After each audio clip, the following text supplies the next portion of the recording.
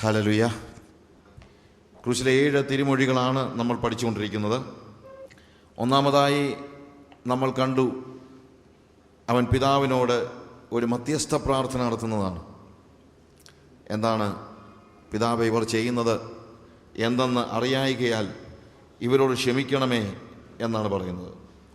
രണ്ടാമത്തെ തിരുമൊഴി, തന്നിൽ വിശ്വസിച്ച ആ അനുതപിച്ച കള്ളനോട് കർത്താവ് പറഞ്ഞു, ഇന്ന് നീ എന്നോട് കൂടെ പറുദീസയിലിരിക്കുമെന്ന് ഞാൻ സത്യമായി നിന്നോട് പറയുന്നു എന്ന് പറഞ്ഞു.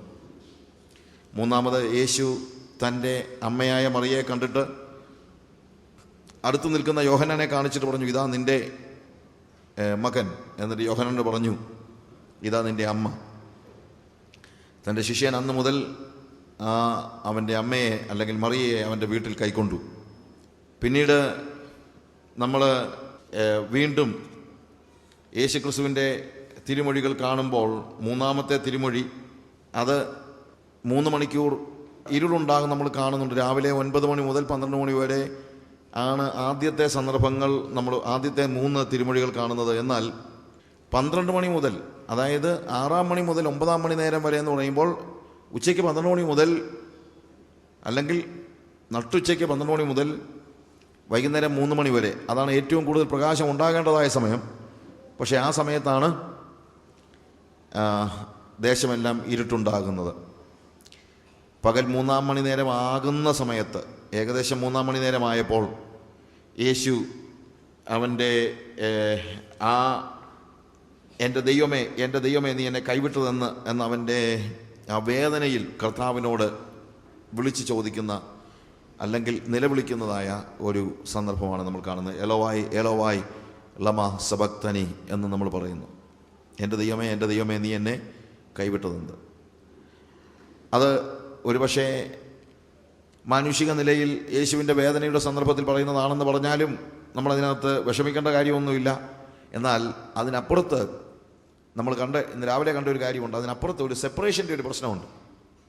ഒരു വലിയ ദൈവവും തൻ്റെ പുത്രനും തമ്മിൽ ആദ്യമായിട്ട്, പക്ഷേ ചരിത്രത്തിൽ ആദ്യമായിട്ടാണ് പിതാവും പുത്രനും തമ്മിൽ ഒരു വേർപാടുണ്ടാകുന്നത്. അതുവരെയും യേശുവിനെ നോക്കിക്കൊണ്ട് പിതാവ് പറഞ്ഞുകൊണ്ടിരുന്നത് എന്താണ്? ഇവൻ എൻ്റെ പ്രിയപുത്രൻ, ഇവനിൽ ഞാൻ പ്രസാദിച്ചിരിക്കുന്നു എന്നാണ്. എന്നാൽ ഇപ്പോഴെന്താണ് സംഭവിച്ചത്? ഒരു പ്രത്യേക സന്ദർഭത്തിൽ, അല്ലെങ്കിൽ യേശുവിൻ്റെ ജീവിതത്തിൽ, മാനുഷിക ജീവിതത്തിൽ നേരിട്ട ഏറ്റവും വലിയ പ്രതിസന്ധിയുടെ സമയത്ത് എന്ത് സംഭവിച്ചു? അവൻ്റെ സ്നാനത്തിൻ്റെ സമയത്ത് ഇവൻ എൻ്റെ പ്രിയപുത്രൻ എന്ന് പറഞ്ഞെങ്കിൽ, മറുരൂപമലയിൽ അവൻ പ്രിയപുത്രനാണ് എന്ന് ഏറ്റുപറഞ്ഞെങ്കിൽ, എന്തുകൊണ്ടാണ് ക്രൂശിൻ്റെ സമയത്ത് യേശുവിനെ നോക്കിയിട്ട് പിതാവ് ഇവൻ എൻ്റെ പ്രിയപുത്രനാണെന്ന് പറയാത്തത്, അല്ലെങ്കിൽ അവനെ കൈക്കൊള്ളാത്തത്, അതല്ലെങ്കിൽ അവൻ്റെ സാന്നിധ്യത്തെ അവനെ മറച്ചു കളഞ്ഞത്? കാരണം നാം ദൈവത്തിൽ നീതിയാകേണ്ടതിന് നമുക്ക് പകരമായിട്ട് യേശു കർത്താവ് എന്ത് ചെയ്തു? ദൈവം അവനെ നമുക്ക് പകരം പാപമാക്കി തീർക്കുകയാണ്. അപ്പോൾ കാൽവരി ക്രൂശിലേക്ക് നോക്കുമ്പോൾ പിതാവ് കാണുന്നത്, ശരിക്കും പറഞ്ഞു കഴിഞ്ഞാൽ, സ്വന്തം പുത്രനെ അല്ല, പ്രത്യുത നമ്മുടെ പാപമാണ്. യേശുവിനെ രക്ഷിക്കുവാൻ പിതാവായ ദൈവം പരിശ്രമിച്ചിരുന്നെങ്കിൽ നമ്മളെല്ലാവരും നരകത്തിന് അധീനരായി പോകുമായിരുന്നു. അതുകൊണ്ട് നമ്മളെ ഓർത്ത്, അതുകൊണ്ടാണ് നാം അഭക്തരായിരിക്കുമ്പോൾ തന്നെ ക്രിസ്തു നമുക്ക് വേണ്ടി ക്രൂശിൽ മരിച്ചു. ആ മരണമാണ് വാസ്തവത്തിൽ ദൈവത്തിൻ്റെ സ്നേഹത്തിൻ്റെ പ്രദർശനമായിരിക്കുന്നത്. നമുക്ക് പകരമായിട്ട് അവൻ മരിച്ചു, അവൻ ക്രൂശിൽ മരിച്ചു. ഇനി അതിനുശേഷമുണ്ടായ 5-ാമത്തെ തിരുമൊഴി, എനിക്ക് ദാഹിക്കുന്നുവെന്നാണ്. അത് നമ്മൾ കഴിഞ്ഞ ക്ലാസ്സിൽ നമ്മൾ എടുത്ത ഒരു കാര്യമാണ്. എനിക്ക് ദാഹിക്കുന്നു. തീർച്ചയായും മാനുഷികമായ നിലയിൽ യേശുവിന് ദാഹിച്ചു എന്നുള്ളതിന് സംശയമൊന്നുമില്ല. കാരണം അത്രയ്ക്കും പീഡനം അവൻ സഹിക്കുന്നുണ്ട്. അത് അതിൻ്റെ പ്ലെയിനായിട്ടുള്ള ഒരു വിശദീകരണമാണ്. എന്നാൽ അതിലുപരിയായി അവൻ്റെ ദാഹം എന്താണ്? മനുഷ്യവർഗത്തിന് വേണ്ടിയാണ്. നമ്മളെ അവൻ ദാഹിക്കുന്നു. അവൻ നമ്മളെയും, അല്ലെങ്കിൽ നമ്മൾ രാവിലെ കണ്ടതുപോലെ നമുക്ക് ആത്മതലത്തിൽ യേശുവിൻ്റെ ദാഹത്തെ മനസ്സിലാക്കണം. അവൻ നമുക്ക് വേണ്ടി ദാഹിക്കുകയാണ്. നമ്മൾ അവന് വേണ്ടിയും ദാഹിക്കണം. അവൻ്റെ ദാഹം തീരണമെങ്കിൽ നമുക്ക് അവന് കൊടുക്കണം. ഞാൻ എന്നെ തന്നെ അവന് കൊടുക്കുമ്പോഴാണ് അവൻ്റെ ദാഹം തീരുന്നത്. എന്നാൽ എന്നെ തന്നെ മാത്രമല്ല, കാരണം യേശു മരിച്ചത് എനിക്ക് വേണ്ടി മാത്രമല്ല, യേശു മരിച്ചത് നമുക്ക് എല്ലാവർക്കും വേണ്ടി മാത്രമല്ല, മനുഷ്യകുലത്തിലുള്ള സകല വ്യക്തികൾക്കും വേണ്ടി യേശു കർത്താവ് മരിച്ചതുകൊണ്ട് യേശു ദാഹിക്കുന്ന ആർക്കൊക്കെ വേണ്ടിയാണ്? എല്ലാവർക്കും വേണ്ടിയുമാണ്. അതുകൊണ്ട് അവന് ദാഹിക്കുന്നു എന്ന വാക്ക് ക്രൂശിലെ ഒരു തിരുമൊഴിയായി അവിടെ തീരുകയല്ല. ഇന്നും അവൻ പറയുന്ന കാര്യമുണ്ട്, എനിക്ക് ദാഹിക്കുന്നു, എനിക്ക് ദാഹിക്കുന്നു. അങ്ങനെ ദാഹിക്കുന്നെങ്കിൽ ആ ദാഹം തീർക്കാൻ നമ്മൾ എന്ത് ചെയ്തേ പറ്റുകയുള്ളൂ? എന്ത് ചെയ്യണം? യേശുവിന് ഈ ലോകത്തിലെ ജനതയെ ഏൽപ്പിച്ചു കൊടുക്കണം, എത്തിച്ചു കൊടുക്കണം. അവൻ്റെ രാജ്യത്തിലേക്ക് അവൻ പ്രവേശിക്കണം, അവൻ്റെ പ്രജയായിത്തീരണം. അപ്പോഴാണ് അവൻ്റെ ദാഹം തീരുന്നത്. ആത്മാവിൻ്റെ തലത്തിൽ അവൻ്റെ ദാഹം തീരുന്നത് നമ്മളെ തന്നെ അവൻ ഏൽപ്പിച്ചു കൊടുക്കുമ്പോഴും മറ്റുള്ളവരെ ഒരു നിരപ്പിൻ്റെ ശുശ്രൂഷയിലൂടെ അവരുടെ കരം പിടിച്ച് കർത്താവിൻ്റെ കരത്തിൽ ഏൽപ്പിച്ചു കൊടുക്കുമ്പോഴാണ്. അപ്പോഴാണ് അവൻ്റെ ദാഹം തീരുന്നത്. അതാണ് നമ്മൾ 5-ാമത്തെ തിരുമൊഴിയായി കണ്ടത്. 6-ാമത്തെ തിരുമൊഴി സകലതും നിവൃത്തിയായി എന്നുള്ളതാണ്. It is finished, everything finished. അവൻ മരണത്തിൻ്റെ സമയത്ത് സാധാരണ ഒരു മനുഷ്യൻ്റെ ജീവനാണ് ഇല്ലാതെയാകുന്നത്. His life is finished. എന്നാൽ യേശുവിൻ്റെ ജീവനല്ല അവിടെ പറയുന്ന. യേശുവിൻ്റെ ജീവൻ ഇല്ലാതെയായെന്നല്ല, പ്രത്യുത അത് നിവൃത്തിയായെന്നാണ്. It is finished. എന്തിനു വേണ്ടി അവൻ ഭൂമിയിലേക്ക് വന്നോ അത് നിവൃത്തിയായി. ഇതാണ് നമ്മളിപ്പോൾ പഠിച്ചുകൊണ്ടിരിക്കുന്ന യേശുവിൻ്റെ 6-ാമത്തെ തിരുമൊഴി. 6-ാമത്തെയും 7-ാമത്തെയും തിരുമൊഴികളാണ് ഇനി നമുക്ക് പഠിച്ചു തീർക്കാനുള്ളത്. ഞാൻ രാവിലെ പറഞ്ഞല്ലോ, തിരുവെഴുത്തുകളുടെ നിവൃത്തിയായി യേശു കർത്താവ് ഭൂമിയിലേക്ക് വന്നു. എബ്രായ ലേഖനം 9-ാം അധ്യായത്തിൻ്റെ 24 മുതലുള്ള വാക്യങ്ങൾ വായിക്കുമ്പോൾ അവൻ അവൻ്റെ ഒരിക്കലായി നടന്ന യാഗം. അതുവരെ ഈ മഹാപുരോഹിതന്മാർ എപ്പോഴും എന്ത് ചെയ്തു?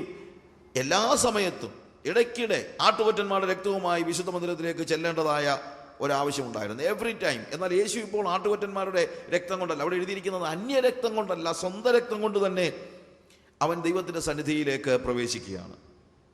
അവൻ്റെ ജീവൻ തന്നെ അവൻ മറുവിലയായി കൊടുക്കുന്നു. അതൊരു വൺ ടൈം സാക്രിഫൈസ് ആണ്. ഇനിയൊരു സാക്രിഫൈസ് ഇല്ല, ഇനിയൊരു സാക്രിഫൈസിൻ്റെ ആവശ്യവുമില്ല. ഇനിയൊരു സാക്രിഫൈസ് ഇല്ല എന്നുള്ളത്, ആവശ്യമില്ല എന്നുള്ളത് നമുക്കൊരു ആശ്വാസമാണ്. അതേസമയം ഇനിയൊരു സാക്രിഫൈസും അവശേഷിച്ചിട്ടില്ല, ഇനിയൊരു യാഗവും എന്ത് ചെയ്തിട്ടില്ല? അവശേഷിച്ചിട്ടില്ല. യേശു ക്രിസ്തുവിൻ്റെ ആ വിശുദ്ധ രക്തത്തെ മലിനമെന്ന് എണ്ണുന്നവർക്ക് വേണ്ടി മറ്റൊരു യാഗം അവശേഷിച്ചിട്ടില്ല എന്നുള്ളതും നമ്മൾ മറന്നു പോകരുത്. നിവൃത്തിയായി എന്നുള്ളത് 3 തലത്തിൽ നമുക്ക് മനസ്സിലാക്കാൻ പറ്റും. ഉൽപ്പത്തി പുസ്തകം 2-ാം അധ്യായത്തിൽ നമ്മൾ കണ്ടു, സൃഷ്ടി 6 ദിവസത്തെ സൃഷ്ടി കഴിഞ്ഞപ്പോൾ ദൈവം പറയുന്നു അവൻ്റെ പ്രവൃത്തികളിൽ നിന്ന് നിവൃത്തനാണ്. Retreated, rest, finished, all the work is finished. എല്ലാ സൃഷ്ടിയും നിന്നു. എല്ലാ സൃഷ്ടിയും എന്താണ്? നിന്നു എന്നല്ല, അത് പൂർത്തിയായി. That is the exact word, പൂർത്തിയായി. ദൈവം എന്ത് പ്ലാൻ ചെയ്തോ അത് നടന്നു. എന്നാൽ ആ സൃഷ്ടിയിലേക്ക് പാപം പ്രവേശിച്ചു കഴിഞ്ഞപ്പോൾ പിന്നീടാണ് വീണ്ടെടുപ്പ് ആവശ്യമായിരിക്കുന്നത്. ഇപ്പോൾ യേശു കർത്താവ് നിവൃത്തിയായി എന്ന് പറയുന്നത്, ഉൽപ്പത്തി പുസ്തകം 2-ാം അധ്യായത്തിൽ ദൈവം നിവൃത്തനായി എന്ന് പറയുന്നത് എന്തിൽ നിന്നാണ്? സൃഷ്ടിയിൽ നിന്ന് നിവൃത്തനായി, അഥവാ സൃഷ്ടി പൂർത്തിയായി എന്നാണ്. എന്നാൽ കാൽവറി ക്രൂശിൽ യേശു കർത്താവ് വീണ്ടെടുപ്പ് പൂർത്തിയാക്കി. വീണ്ടെടുപ്പിന് വേണ്ടി എന്തെല്ലാം ആവശ്യമുണ്ടോ അത് മുഴുവൻ അവൻ നിവൃത്തിയാക്കി. ഇനി ഒരു നിവൃത്തി കൂടെ ബാക്കിയുണ്ട്. അത് മനുഷ്യപുത്രന്മാരുടെ തേജസ്കരണം, നമ്മുടെ തേജസ്കരണം എന്നുള്ളതാണ്. നമുക്ക് വേണ്ടി ദൈവം ഒരുക്കിയിരിക്കുന്ന പുതിയ ആകാശവും പുതിയ ഭൂമിയും. വെളിപ്പാട് 21-ാം അധ്യായത്തിൽ അവിടെയാണ് ആത്യന്തികമായ നിവൃത്തി സംഭവിക്കുന്നത്. Everything will be a new one. Everything old is gone. All things, പഴയത് സകലതും എന്ത് ചെയ്തു? കഴിഞ്ഞുപോയി. സകലതും പുതുതായിത്തീരുന്ന ഒരു പുതിയ സൃഷ്ടി. ആദ്യത്തെ സൃഷ്ടി ദൈവം നിവൃത്തിയായി, അത് കർത്താവ് നിവർത്തിച്ചു. അതിന് കേടുപറ്റിയപ്പോൾ അവൻ വീണ്ടെടുപ്പ് നിവൃത്തിയാക്കി യേശു കർത്താവ്. ഇനി ഇതാ പുതിയ സൃഷ്ടി. അതാണ് നമ്മൾ വെളിപ്പാട് പുസ്തകം 21-ാം അധ്യായത്തിൽ കാണുന്നത് നമ്മൾ കണ്ടു. ഈ നിവൃത്തിയായി എന്ന വാക്ക് പല രീതിയിൽ, പല തലത്തിൽ അതിൻ്റെ നിവൃത്തി നമുക്ക് കാണാനായിട്ട് പറ്റും. എല്ലാ തിരുവെഴുത്തും നിവൃത്തിയാവുന്നതാണ് നമ്മൾ അവിടെ കാണുന്നത്. അതായത് യോഹന്നാൻ്റെ സുവിശേഷം 19-ാം അധ്യായം 28 മുതലുള്ള വാക്യങ്ങൾ വായിക്കുമ്പോൾ, അതിന് ശേഷം സകലവും തികഞ്ഞിരിക്കുന്നുവെന്ന് യേശു അറിഞ്ഞിട്ട് തിരുവെഴുത്ത് നിവൃത്തിയാകും വണ്ണം എനിക്ക് ദാഹിക്കുന്നു എന്ന് പറഞ്ഞു. തിരുവെഴുത്ത് നിവൃത്തിയാകും വണ്ണം എനിക്ക് ദാഹിക്കുന്നു എന്ന് പറഞ്ഞു. നോക്ക്, ആ വാക്ക് യോഹന്നാൻ ഉപയോഗിക്കുന്നത് തിരുവെഴുത്ത് നിവൃത്തിയാകുവാൻ തക്കവണ്ണം. നമ്മളുടെ ജീവിതത്തിൽ, നമ്മളുടെ ലൈഫിലേക്ക് നമ്മൾ നോക്കുമ്പോഴത്തേക്ക് ദൈവം നമുക്ക് തന്നിരിക്കുന്നതായ ഒരു ജീവനുണ്ട്. ആ ജീവൻ അല്ലെങ്കിൽ ഒരു ജീവിതം, അതിൻ്റെ പൂർത്തീകരണമാണ് ദൈവം നമ്മൾ ഇന്ന് പ്രതീക്ഷിക്കുന്നത്. പക്ഷേ ആ പൂർത്തീകരണത്തിനൊരു പ്രത്യേകതയുണ്ട്. ദൈവം നമുക്ക് നൽകിയിരിക്കുന്ന മിഷൻ പൂർത്തീകരിക്കേണ്ടത് ദൈവം നമുക്ക് നൽകിയിരിക്കുന്ന വഴിയിലൂടെയും ആയിരിക്കണം. യേശു കർത്താവ് ശരിക്കും ഇവിടെ അവൻ ദൈവം ഭരമേൽപ്പിച്ച് അവൻ്റെ ദൗത്യം നിർവഹിക്കുന്നുണ്ട്. പക്ഷേ ആ ദൗത്യം നിർവഹിക്കുന്നത് എങ്ങനെയാണ്? അതിൻ്റെ എല്ലാ വിശദാംശത്തിലുമാണ്. എല്ലാ വിശദാംശത്തിലും പഴയ നിയമത്തിൽ യേശുവിനെ കുറിച്ചുള്ള സകല പ്രവചനങ്ങളും എന്ത് ചെയ്യുകയാണ്? അവൻ്റെ ജീവിതത്തിൽ നിവൃത്തിയാകുകയാണ്. എല്ലാ കാര്യങ്ങളും അതിൻ്റെ നമ്മൾ 22-ാം സങ്കീർത്തനം രാവിലെ വായിച്ചല്ലോ. അതിനകത്തെ ഓരോ ഭാഗങ്ങളും വായിക്കുമ്പോൾ നമ്മൾ ശരിക്കും പറഞ്ഞാൽ വിരണ്ടു പോകും. ക്രൂശീകരണം നേരിട്ട് മുന്നിൽ കണ്ടാൽ പോലും ഇത്രയും വിശദമായിട്ട് എഴുതാൻ പറ്റുമോ നമുക്ക് സംശയം തോന്നുന്നു. നമ്മളിപ്പോൾ ക്രൂശീകരണം കണ്ടേ ചില ആൾ എഴുതിയാൽ പോലും എന്താ ഇത്രയും കൃത്യമായ ഒരു പ്രവചനമായിട്ട് അത് പറ്റുമോ എന്ന് നമുക്ക് സംശയം തോന്നുന്നു. കാര്യം അവൻ്റെ അങ്കിക്കായി അവർ ചീട്ടിട്ടു, അവൻ്റെ വസ്ത്രം അവർ പകുത്തെടുത്തു, അവൻ്റെ കൈകളെയും കാലുകളെയും തുളച്ചു. നോക്ക്, ഓരോ ഭാഗങ്ങളും എത്ര കൃത്യമായിട്ട് അവൻ പറയുന്നു എന്നുള്ളത് നമ്മൾ നോക്കണം. ഇതേപോലെ വേദപുസ്തകത്തിൽ യേശുക്രിസ്തുവിൻ്റെ മശിഹൈക ജീവിതത്തെക്കുറിച്ച് പറഞ്ഞിരുന്ന സകല പ്രവചനങ്ങളും നിവൃത്തിയായി. ഇനി യേശുവിൻ്റെ ജീവിതത്തെക്കുറിച്ച് അതായത് അവൻ ഇൻകാർണേറ്റഡ്, അവൻ മനുഷ്യനായി ജഡത്തിൽ വെളിപ്പെട്ട് 33.5 വയസ്സ് വരെ ജീവിച്ച ആ ജീവിതത്തിൽ അവൻ നിവർത്തിക്കേണ്ടതായ സകല കാര്യങ്ങളും പഴയ നിയമത്തിൽ പറഞ്ഞിരിക്കുന്നത് എന്ന് സംഭവിക്കുന്നത് അതേപോലെ തന്നെ നിവൃത്തിയായി. എവ്രിതിങ് ഈസ് ഫിനിഷ്ഡ്, എവ്രിതിങ് കർത്താവ് ഉദ്ദേശിക്കുന്ന നിലയിൽ തന്നെ. ഇനി എബ്രായ ലേഖനം നമ്മൾ അതിൻ്റെ 2-ാം അധ്യായം 9 മുതലുള്ള വാക്യങ്ങൾ വായിക്കുമ്പോൾ നമ്മളവിടെ കാണുന്ന ഒരു കാര്യം, ഹീബ്രൂസ് ചാപ്റ്റർ 2 2-ാം അധ്യായത്തിൻ്റെ 9-ഉം 10-ഉം വാക്യങ്ങൾ വായിക്കുമ്പോൾ ഒരു വാക്യം അവിടെ ഞാനത് സകലത്തിനും ലാക്കും സകലത്തിനും കാരണഭൂതനുമായവൻ അനേകം പുത്രന്മാരെ തേജസ്സിലേക്ക് നടത്തുമ്പോൾ അവരുടെ രക്ഷാനായകനെ കഷ്ടാനുഭവങ്ങളാൽ തികഞ്ഞവനാക്കുന്നത് യുക്തമായിരുന്നു. 10-ാമത്തെ വാക്യമാണ്. 9-ാമത്തെ വാക്യത്തിൽ നമ്മൾ കാണുന്നത്, എങ്കിലും ദൈവകൃപയാൽ എല്ലാവർക്കും വേണ്ടി മരണം ആസ്വദിപ്പാൻ ദൂതന്മാരിലും അല്പം ഒരു താഴ്ച വന്നവനായ യേശു മരണം അനുഭവിച്ചത് കൊണ്ട് അവനെ മഹത്വവും ബഹുമാനവും അണിഞ്ഞവനായി നാം കാണുന്നു. മരണത്തിന് മുമ്പ് യേശുവിനെ ദൈവം എന്ത് ചെയ്യുന്ന പറഞ്ഞിരിക്കുന്നത്? കഷ്ടാനുഭവങ്ങളാൽ തികഞ്ഞവനാക്കി. അതായത് യേശുവിൻ്റെ കഷ്ടത, അവൻ്റെ സഫറിങ്സ് എന്ന് പറയുന്നത് ഇറ്റ് വാസ് കംപ്ലീറ്റ്. അവൻ്റെ കഷ്ടതയുടെ ക്രൂശിൽ അവൻ എത്രത്തോളം കഷ്ടപ്പെടണമായിരുന്നു. ക്രൂശിലെ കഷ്ടത മാത്രമല്ല, അവൻ്റെ ജനനം മുതൽ വാസ്തവത്തിൽ യേശു കർത്താവ് കഷ്ടതയിലൂടെയാണ് കടന്നുപോയത്. In all his life time കഷ്ടതയിലൂടെയും അപമാനത്തിലൂടെയും പട്ടിണിയിലൂടെയും വിശപ്പിലൂടെയും വീടില്ലാത്ത അവസ്ഥയിലും നമുക്കൊക്കെ സ്വപ്നം കാണാൻ കഴിയുന്ന അല്ലെങ്കിൽ നമ്മളൊക്കെ പറയുന്ന എല്ലാ അവസ്ഥയിലൂടെയും യേശു കർത്താവ് കടന്നു പോയിട്ടുണ്ട്. കഷ്ടാനുഭവങ്ങളാൽ അവനെ തികഞ്ഞവനാക്കി എന്ന് വെച്ച് കഴിഞ്ഞാൽ നമ്മുടെ ഏത് കഷ്ടങ്ങളോടും സഹതാപം കാണിക്കാൻ കഴിയത്തക്ക രീതിയിൽ യേശുവിനെ ദൈവം എന്ത് ചെയ്തു? കഷ്ടാനുഭവങ്ങളാൽ തികഞ്ഞവനാക്കി. ഇനിയിപ്പോൾ ബാക്കി ഒരു കാര്യം കൂടെ ഉള്ളൂ. എന്താണ്? മരണം. ആ മരണത്തിന് മുമ്പ് അവൻ പറയാണ്, ഞാൻ അനുഭവിച്ചു തീർക്കേണ്ടതായ സകല കഷ്ടങ്ങളും തികഞ്ഞു കഴിഞ്ഞു, നിവൃത്തിയായി എന്നുള്ളതാണ്. അവൻ്റെ കഷ്ടങ്ങളിൽ അവൻ്റെ കഷ്ടങ്ങൾ നിവൃത്തിയായി, അല്ലെങ്കിൽ it is total, it is complete എന്നാണ്. It is complete. അതിനുശേഷമാണ് അവൻ മരിക്കുന്നത്. അതുപോലെ അവൻ തൻ്റെ ഭൂമിയിലെ ജീവിതത്തെക്കുറിച്ച് പറയുമ്പോഴും ഒരു പ്രത്യേകതയുണ്ട്. എന്താണെന്ന് ചോദിച്ചാൽ, യേശു കർത്താവ് മരിച്ചത് എന്തിനാണെന്ന് ചോദിച്ചാൽ നമുക്ക് എല്ലാവർക്കും അറിയാം. എന്തിനു വേണ്ടിയാണ് യേശു കർത്താവ് മരിച്ചത്? നമ്മുടെ പാപങ്ങളുടെ പരിഹാരത്തിനായി. പക്ഷേ യേശു കർത്താവ് എന്തിനാണ് 33.5 വയസ്സ് വരെ ജീവിച്ചതെന്ന് ചോദിച്ചാലോ? യേശു കർത്താവ് എന്തിനു വേണ്ടിയാണ് 33.5 വയസ്സ് വരെ ജീവിച്ചത്? യേശു കർത്താവ് 3.5 വയസ്സുള്ളപ്പോൾ മരിച്ചാലും നമ്മുടെ പാപങ്ങളെല്ലാം മോചിക്കപ്പെടത്തില്ലേ? ഇല്ലേ? തീർച്ചയായിട്ടും. കാര്യം നിർദോഷിയായ യേശു കർത്താവ് മരിച്ചു കഴിഞ്ഞാൽ 3.5 വയസ്സ് മരിച്ചാലും എന്തു തന്നെ സംഭവിക്കും? നമ്മുടെ പാപങ്ങളെല്ലാം മോചിക്കപ്പെടും. പിന്നെന്താണ് 33.5 വയസ്സ് വരെ അവൻ ജീവിച്ചത്? 33.5 വയസ്സ് വരെ അവൻ ജീവിച്ചത് പത്രോസ് പറയുന്നു, അവൻ നമുക്ക് ഒരു മാതൃക വെച്ചേച്ചു പോയിരിക്കുന്നു. ഭൂമിയിൽ ജഡത്തിൽ ജീവിക്കുന്ന ഒരു മനുഷ്യൻ എങ്ങനെ ജീവിക്കണമെന്നുള്ള ഒരു കൃത്യമായ മാതൃക യേശു കർത്താവ് നമ്മുടെ മുമ്പിൽ വരച്ച് കാട്ടുകയാണ്. അതിനവൻ 33.5 വയസ്സ് വരെ ജീവിച്ചത്. അതുകൊണ്ട് ഈ 33.5 വയസ്സ് വരെയുള്ള ഭൂമിയിലെ അവൻ്റെ ജീവിതത്തിൽ അവൻ ആളുകളോട് ഇടപെട്ടതും ആളുകളോട് സംസാരിച്ചതും ആളുകളുടെ ജീവിതത്തിൽ അവൻ രൂപാന്തരം വരുത്തിയതും അവൻ പണിയെടുത്തതും അവൻ്റെ അമ്മയോട് അവൻ ഇടപെട്ടതും സഹോദരങ്ങളോട് ഇടപെട്ടതും കൂട്ടുകാരോട് ഇടപെട്ടതും അവൻ പള്ളികളിൽ ഇടപെട്ടതും ഇതെല്ലാം എന്തിനു വേണ്ടിയുള്ളതാണെന്നറിയാമോ? അവൻ നമുക്ക് ഒരു മാതൃക വെച്ചിരിക്കുകയാണ്. നമ്മൾ എങ്ങനെ ഇടപെടണം, നമ്മൾ എങ്ങനെ ജീവിക്കണം, നമ്മൾ എങ്ങനെയാണ് ശരീരത്തിൽ ജീവിക്കുന്ന ഒരു വ്യക്തിക്ക് എങ്ങനെയാണ് ദൈവത്തെ പ്രസാദിപ്പിക്കുന്ന ഒരു ജീവിതം ജീവിക്കാൻ കഴിയുന്നത് എന്നുള്ള മാതൃക. ആ മാതൃകയുടെ കാര്യത്തിൽ യേശു കർത്താവ് ഇപ്പോൾ കാൽവറി ക്രൂശിൽ നിവൃത്തിയായെന്ന് പറയുമ്പോൾ അതിൻ്റെ അർത്ഥം എന്താണെന്നറിയാമോ? അവൻ്റെ മാതൃക പെർഫെക്റ്റ് ആയിട്ട് നമുക്ക് വേണ്ടി അവനൊരു മാതൃക വെച്ചേച്ച് പോയിരിക്കുന്നു. ആ മാതൃക പെർഫെക്റ്റ് ആണ്. അവൻ്റെ ലൈഫ് പെർഫെക്റ്റ് ആണ്. 33 വയസ്സ് വരെയുള്ള അവൻ്റെ ജീവിതം, കാൽവറി ക്രൂശിൽ അവൻ മരിക്കുന്നതിന് മുമ്പുള്ള ആ നിമിഷം വരെയുള്ള അവൻ്റെ സ്വാഭാവികമായ ശരീരത്തിലുള്ള ജീവിതം, it was A perfect model.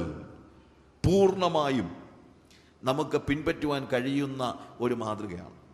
ഈ യേശുവിനെ നമ്മൾ പിൻപറ്റണം, ഈ യേശുവിനെ നമ്മൾ അറിയണം, ഈ യേശുവിനെ പോലെ നമ്മൾ ജീവിക്കണം. ഈ യേശുവാണ് നമ്മുടെ മാതൃക. അവൻ നടന്ന വഴിയിലൂടെ നമ്മൾ നടക്കണം, അവൻ നടന്നതുപോലെ നടക്കണം. അതുകൊണ്ട് ഒരിക്കലും ഒരു ഇംപെർഫെക്റ്റ് ആയിട്ടുള്ള മാതൃക നമ്മുടെ മുമ്പിൽ വെച്ചേച്ച് പോകണമെന്ന് കർത്താവ് ആഗ്രഹിച്ചില്ല. all the life that he lived here in Palestine, he was living there on the face of this planet. ഈ ഭൂമുഖത്ത് അവൻ ജീവിച്ചതായ ആ 33.5 വയസ്സ് വരെയും ഒരു മനുഷ്യൻ എങ്ങനെ ജീവിക്കണമെന്ന് അവൻ പ്രദർശിപ്പിച്ചുകൊണ്ടിരുന്നു. എന്തിനാണ്? നമ്മൾ അവൻ്റെ കാൽച്ചുവടുകളെ പിന്തുടരേണ്ടതിന്. അതുകൊണ്ട് കാൽവറി ക്രൂശിൽ യേശു കർത്താവ് നിവൃത്തിയായി എന്ന് പറയുമ്പോൾ തീർച്ചയായും അവൻ്റെ ലൈഫ് ദൈവം അവനെ ഭരമേൽപ്പിച്ച നിലയിൽ പൂർണ്ണമായും അവൻ നിർവഹിച്ചു എന്നാണ് അതിൻ്റെ അർത്ഥം. ഇറ്റ് വാസ് കംപ്ലീറ്റ്, പൂർണ്ണമായിട്ടും എന്ന് തന്നെയല്ല, അവൻ ഏറ്റെടുക്കുന്നത്, അവൻ മനുഷ്യവർഗത്തിൻ്റെ പാപം മുഴുവനായിട്ടും ഏറ്റെടുത്തു. എല്ലാ പാപവും ഏറ്റെടുത്തു. നിവൃത്തിയായി എന്ന് പറയുമ്പോൾ അതും അതിനകത്ത് ഇംപ്ലിസിറ്റ് ആയിട്ടുള്ളൊരു മീനിങ് ആണ്. It is finished, it is everything, all things are finished. കാരണം യേശു ഈ ഭൂമിയിലേക്ക് വന്നത് എന്തിനു വേണ്ടിയാണ്? നമുക്ക് പകരം മരിക്കാനാണ് വന്നത്, അല്ലേ? ആ പകരം മരിക്കണമെങ്കിൽ എൻ്റെ മുഴുവൻ കടങ്ങളും അവൻ ഏറ്റെടുത്തു, എൻ്റെ മുഴുവൻ പാപങ്ങളും അവൻ ഏറ്റെടുത്തു. യേശു കർത്താവ് എൻ്റെ 15 വയസ്സ് വരെയുള്ള പാപങ്ങൾ മാത്രമല്ല ഏറ്റെടുത്തത്, എൻ്റെ ജീവിതകാലത്ത് ഞാൻ ചെയ്തിട്ടുള്ള സകല പാപങ്ങളും യേശു കർത്താവ് ഏറ്റെടുത്തു. It was complete. ആ ഏറ്റെടുക്കൽ ഒരു കംപ്ലീറ്റ് പ്രോസസ്സായിരുന്നു. നിങ്ങളുടെ ജീവിതത്തിലെ സകല പാപങ്ങളും കർത്താവ് ഏറ്റെടുത്തു. ഭൂമിയിലുള്ള സകല മനുഷ്യരുടെയും സകല പാപങ്ങളും ദൈവം ഏറ്റെടുത്തു, യേശു കർത്താവ് ഏറ്റെടുത്തു. അവൻ്റെ ആ സ്വീകരണം പാപത്തെ, അതുകൊണ്ടാണ് പിതാവായ ദൈവം യേശുവിലേക്ക് നോക്കുമ്പോൾ എന്താണ്? He is seeing a man completely, എല്ലാ രീതിയിലും ലോകത്തിലെ സകല മനുഷ്യരെയും പാപങ്ങളെ ഏറ്റെടുത്തവനായ യേശുവിൻ്റെ മുഖത്തേക്ക് നോക്കുമ്പോഴത്തേക്ക് he is seeing only sin. വേറെ ഒന്നും കാണുന്നില്ല. കാൽവറി ക്രൂശിൽ ആകെപ്പാടെ ഒന്നേ ഉള്ളൂ, പാപം, വേറെ ഒന്നുമില്ല. അതുകൊണ്ടാണ് പിതാവ് അവൻ്റെ മുഖം പുത്രന് നേരെ മറയ്ക്കുന്നത് എന്ന് നമ്മൾ രാവിലെ കണ്ടല്ലോ. സോ അവൻ്റെ ആ പാപത്തിൻ്റെ ഏറ്റെടുക്കൽ എന്ന് പറയുന്നത് സമ്പൂർണമായിരുന്നു. ഇനി മറ്റൊരു കാര്യം കൂടെ ഉണ്ട്. ദൈവം അവനെ ഭരമേൽപ്പിച്ച ടാസ്ക് ഇതായിരുന്നു. ഏറ്റവും ആത്യന്തികമായി ദൈവം ഉദ്ദേശിച്ച കാര്യം ഇതാണ്. ഇവൻ കാൽവറി ക്രൂശിലേക്ക് പോകാൻ ആക്സിഡൻ്റലായിട്ട് കാൽവറി ക്രൂശിലേക്ക് അവൻ വന്നതല്ല. എല്ലാ സമയത്തും യേശുവിൻ്റെ മനസ്സിൽ കാൽവറി ക്രൂശായിരുന്നു അവൻ്റെ സ്വപ്നങ്ങളിൽ പോലും ഉണ്ടായിരുന്നത്. എപ്പോഴും അവൻ്റെ മുമ്പിൽ ഉണ്ടായിരുന്ന കാര്യങ്ങൾ എന്താണ്? കാൽവറി ക്രൂശാണ്. നമ്മൾ മത്തായിയുടെ സുവിശേഷം 16-ാം അധ്യായത്തിൽ അവന് തൻ്റെ ശിഷ്യന്മാരോട് ചോദിക്കുന്ന ഒരു ചോദ്യമുണ്ട്. മനുഷ്യരെന്നെക്കുറിച്ച് എന്താണ് പറയുന്നത്? അവർ ഓരോരോ കാര്യങ്ങളൊക്കെ പറഞ്ഞു. എന്നിട്ട് കർത്താവ് ചോദിച്ചു, നിങ്ങൾ എന്നെക്കുറിച്ച് എന്താണ് പറയുന്നത്? ഉടനെ പത്രോസ് പറഞ്ഞു, നീ ജീവനുള്ള ദൈവത്തിൻ്റെ പുത്രനായ ക്രിസ്തുവാകുന്നു. You are the Messiah, the son of the holy one. ജീവനുള്ള ദൈവത്തിൻ്റെ, ലിവിങ് വൺ, ജീവനുള്ള ദൈവത്തിൻ്റെ പുത്രനായ ക്രിസ്തുവാണ് നീ. പത്രോസിനോട് കർത്താവ് പറഞ്ഞു, ശരിയാണ്, ഇതൊരു വലിയ വെളിപ്പാടാണ്. ഇത് നീ ഒരിക്കലും ബുദ്ധിപരമായി കണ്ടുപിടിച്ചൊന്നുമല്ല, ജഡരക്തങ്ങളല്ല നിനക്ക് വെളിപ്പെടുത്തിയത്, എൻ്റെ സ്വർഗസ്വനായ പിതാവാണ് നിനക്കിത് വെളിപ്പെടുത്തിയത് എന്ന് പറഞ്ഞു. എന്നാൽ നമ്മൾ അടുത്ത കാണുന്നത് 21-ാമത്തെ വാക്യം വായിക്കുമ്പോൾ, അന്ന് മുതൽ യേശു താൻ യെരൂശലേമിൽ ചെന്നിട്ട് മൂപ്പന്മാർ, മഹാപുരോഹിതന്മാർ, ശാസ്ത്രിമാർ എന്നിവരാൽ പലതും സഹിച്ച് കൊല്ലപ്പെടുകയും 3-ാം നാൾ ഉയിർത്തെഴുന്നേൽക്കുകയും വേണ്ടത് എന്ന് ശിഷ്യന്മാരോട് പ്രസ്താവിച്ചു തുടങ്ങി. നോക്ക്, യേശു മശിഹയാണെന്ന് പത്രോസ് പറഞ്ഞപ്പോൾ, ശരി പത്രോസേ, നിനക്ക് കാര്യം മനസ്സിലായില്ല, പക്ഷേ എങ്ങനെയാണ് മശിഹയാകുന്നതെന്ന് അറിയാമോ? നമ്മളിപ്പോൾ എങ്ങോട്ട് പോവുകയാണ്? നമ്മൾ യെരൂശലേമിലേക്ക് പോവുകയാണ്. യെരൂശലേമിലേക്ക് പോയാൽ എന്തോ സംഭവിക്കും? യെരുശലേമിലേക്ക് പോയി കഴിഞ്ഞാൽ, യെരുശലേമിലേക്ക് പോകുന്ന എല്ലാവർക്കും സന്തോഷമാണ്. കാര്യം യെരുശലേം എന്ന് പറയുന്നത് ഇസ്രായേലിൻ്റെ ക്യാപിറ്റൽ ആയതുകൊണ്ട് യെരുശലേമിലേക്ക് പോകാൻ എല്ലാവർക്കും സന്തോഷമാണ്. യെരുശലേമിൽ ചെന്നിട്ട് നേരെ മശിഹയായിട്ട് സിംഹാസനത്തിലേക്ക് കയറിയിരിക്കാനല്ല നമ്മൾ പോകുന്നത്. നമ്മളവിടെ ചെല്ലുമ്പോൾ മൂപ്പന്മാർ, മഹാപുരോഹിതന്മാർ, ശാസ്ത്രിമാർ എന്നിവരാൽ പലതും സഹിച്ച് കൊല്ലപ്പെടുകയും അവരെല്ലാം കൂടെ പിടിക്കും, എന്നെ അടിക്കും, എന്നെ തുപ്പും, ഒടുവിൽ അവരെന്നെ ക്രൂശിക്കും,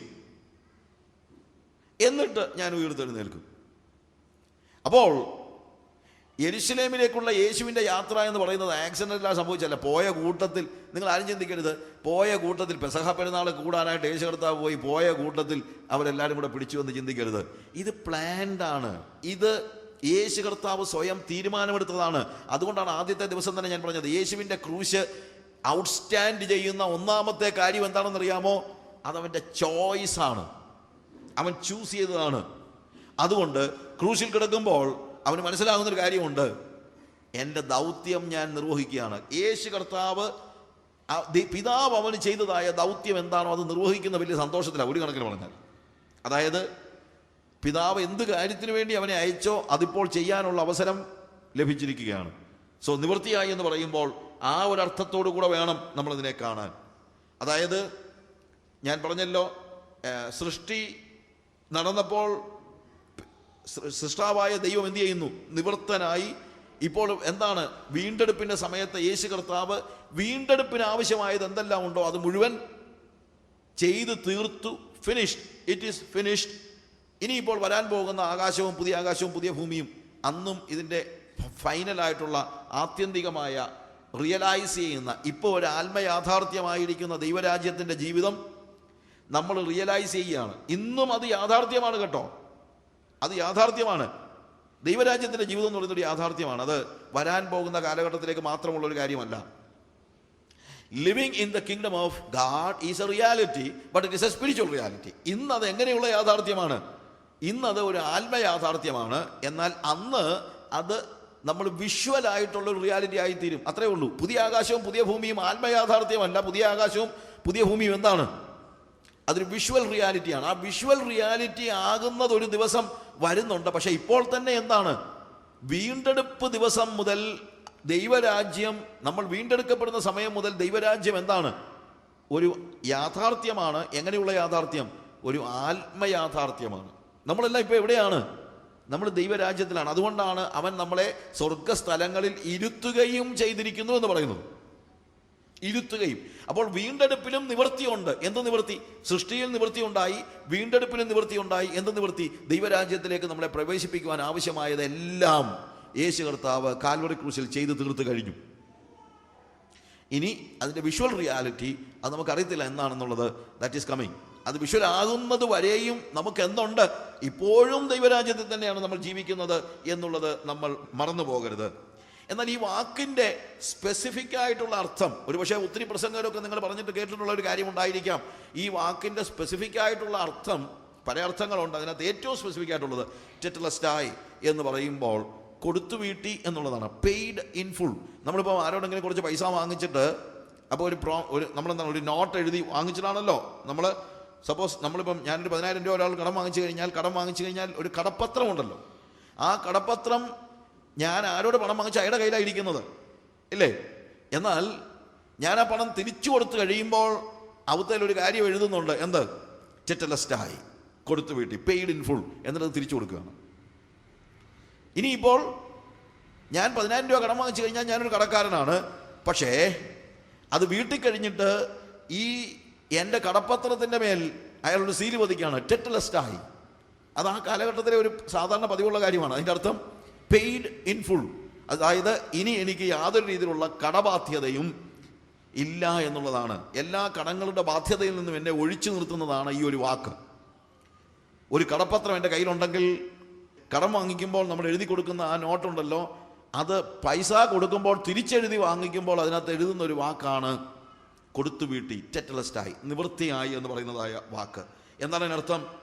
അത് മനസ്സിലാക്കുന്നത് യേശു നമ്മുടെ സകല കടങ്ങളെയും, വേദപുസ്തകത്തിൽ പ്രത്യേകിച്ച് യഹൂദന്മാരുടെ ചിന്തയിൽ എല്ലാ കടങ്ങളെയും ദൈവത്തിന് നമ്മൾ കടപ്പെടുന്നതായിട്ടാണ്. When you are committing a sin, നമ്മളൊരു പാപം ചെയ്യുമ്പോൾ നമ്മൾ വാസ്തവത്തിൽ ദൈവത്തിന് കടക്കാരാവുകയാണ്.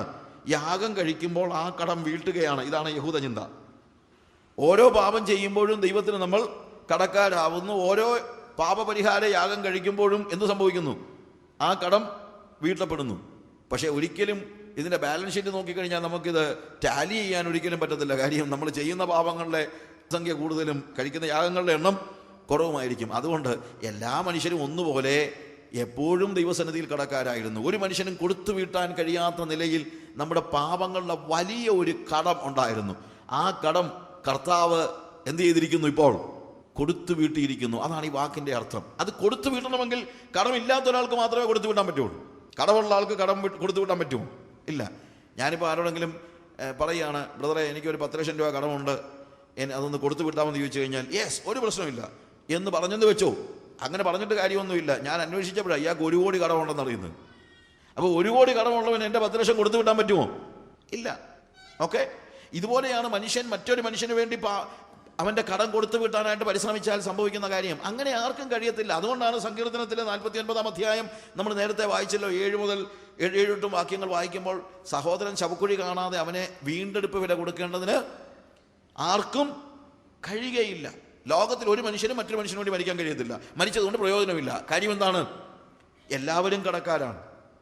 എന്നാൽ യേശു എന്ത് ചെയ്യുന്നു? യേശു വരുമ്പോൾ കടക്കാരനല്ലാത്ത യേശു, ദൈവത്തിന് കടക്കാരനല്ലാത്ത യേശു, പാപത്തിൻ്റെ കടം ഒരിക്കലും പ്രവേശിച്ചിട്ടില്ലാത്തവനായ യേശു, നിർദോഷിയായ യേശു, യാതൊരു രീതിയിലും ബാധ്യതകളില്ലാത്തവനായ യേശു, നിർമ്മലനായ യേശു, ആ യേശുവാണ് എൻ്റെ കടം വീട്ടുന്നത്. ആ യേശുവിനെ എൻ്റെ കടം വീട്ടാൻ പറ്റുള്ളൂ. വേറെ ആർക്കും വീട്ടാൻ പറ്റത്തില്ല. ഒരു മത നേതാവിനും പറ്റത്തില്ല, ഒരു രാഷ്ട്രീയ നേതാവിനും പറ്റത്തില്ല, എനിക്ക് തന്നെ പറ്റത്തില്ല. എൻ്റെ കടം വീട്ടാൻ എനിക്ക് തന്നെ കഴിവില്ല. അപ്പോൾ പിന്നെ ആര് ഉണ്ടെങ്കിലേ പറ്റൂ? നിർദോഷിയായ, ബാധ്യതകളില്ലാത്ത, ദൈവത്തിൻ്റെ സന്നിധിയിൽ ചെന്ന് നിൽക്കുമ്പോൾ യാതൊന്നും കൊണ്ടും ബാധിതനല്ലാത്ത, പാപത്തിൻ്റെ യാതൊരു ബാധ്യതയുമില്ലാത്ത യേശു കർത്താവിന് മാത്രമേ എൻ്റെ കടം കൊടുത്തു വീട്ടാൻ കഴിയുള്ളൂ. അത് കൊടുത്തു വീട്ടാൻ കഴിവുള്ളവന് മാത്രമേ കഴിയത്തുള്ളൂ. അല്ലാതെ ഒരാൾ കടം വീട്ടാമെന്ന് പറഞ്ഞിട്ട് കാര്യമില്ല. നിങ്ങളുടെ കടം വീട്ടാൻ നിങ്ങളുടെ മത നേതാക്കന്മാർക്ക് കഴിയത്തില്ല. കാരണം അവരും കടക്കാരാണ്. എന്നാൽ കഴിയുന്ന ഒരുത്തൻ, കഴിവുള്ള ഒരുത്തൻ, അവനാണ് യേശു കർത്താവ്. ഞാൻ ഒരു സ്റ്റോറി ഇങ്ങനെ കേട്ടിട്ടുണ്ട്. അലക്സാണ്ടർ ചക്രവർത്തി യുദ്ധത്തിന് പുറപ്പെടുമ്പോൾ ഒത്തിരി സോൾജിയേഴ്സ് ഉണ്ട്. ആ സോൾജിയേഴ്സിൽ ഒരു യുവാവ്, അവൻ വലിയ കടക്കാരനായി. നാട്ടിൽ അവൻ ഭയങ്കര കടക്കാരാണ്, വലിയ കടക്കാരനായി തീർന്നു. ഒരു ദിവസം അവൻ ചിന്തിച്ചു, ഈ കടമെല്ലാം കൂടെ എനിക്ക് ഒരിക്കലും വീട്ടാനായിട്ട് കഴിയത്തില്ല, അതുകൊണ്ട് ഞാൻ ആത്മഹത്യ ചെയ്യാനായിട്ട് തീരുമാനിക്കുന്നു. അവനൊരു ദിവസം അവിടെ ഇരുന്ന്, അന്ന് പേപ്പർസുകളും മറ്റുമാണല്ലോ, വലിയ പേപ്പറുകളൊന്നുമില്ല.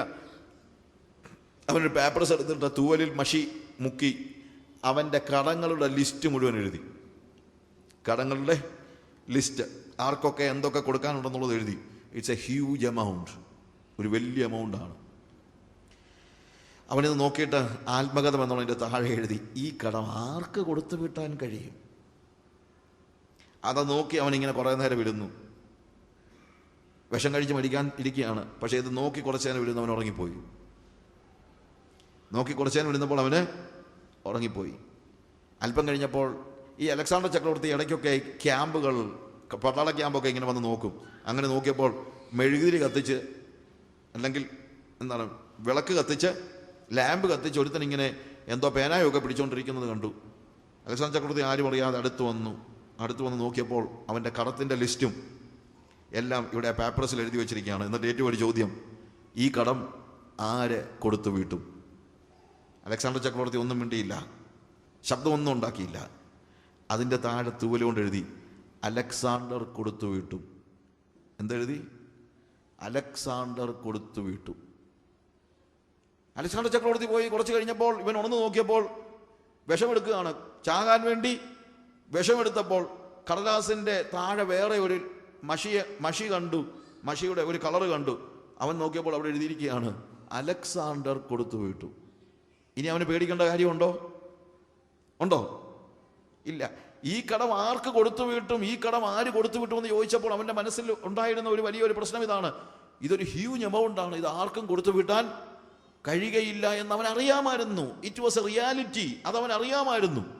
പക്ഷേ അലക്സാണ്ടർ ചക്രവർത്തി അദ്ദേഹം നിശ്ചയിച്ചാൽ ഇതുപോലെ 1000 സോൾജിയേഴ്സിൻ്റെ കടവും കൊടുത്തു വീട്ടാൻ അദ്ദേഹത്തിന് കഴിയും.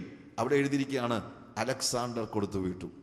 പ്രിയമുള്ളവരെ, ഇതുപോലെ കാൽവറി ക്രൂശിൽ യേശു കർത്താവ് എൻ്റെ കടത്തിൻ്റെ വലിയ, ദൈവത്തോട് ഞാൻ കടപ്പെട്ടിരുന്ന എൻ്റെ പാപങ്ങളുടെ വലിയ ലിസ്റ്റിൻ്റെ താഴെ യേശു കർത്താവ് എഴുതി ചേർക്കുകയാണ്, ടെറ്റലസ്റ്റായി, നിവൃത്തിയായി, finish, everything is paid in full.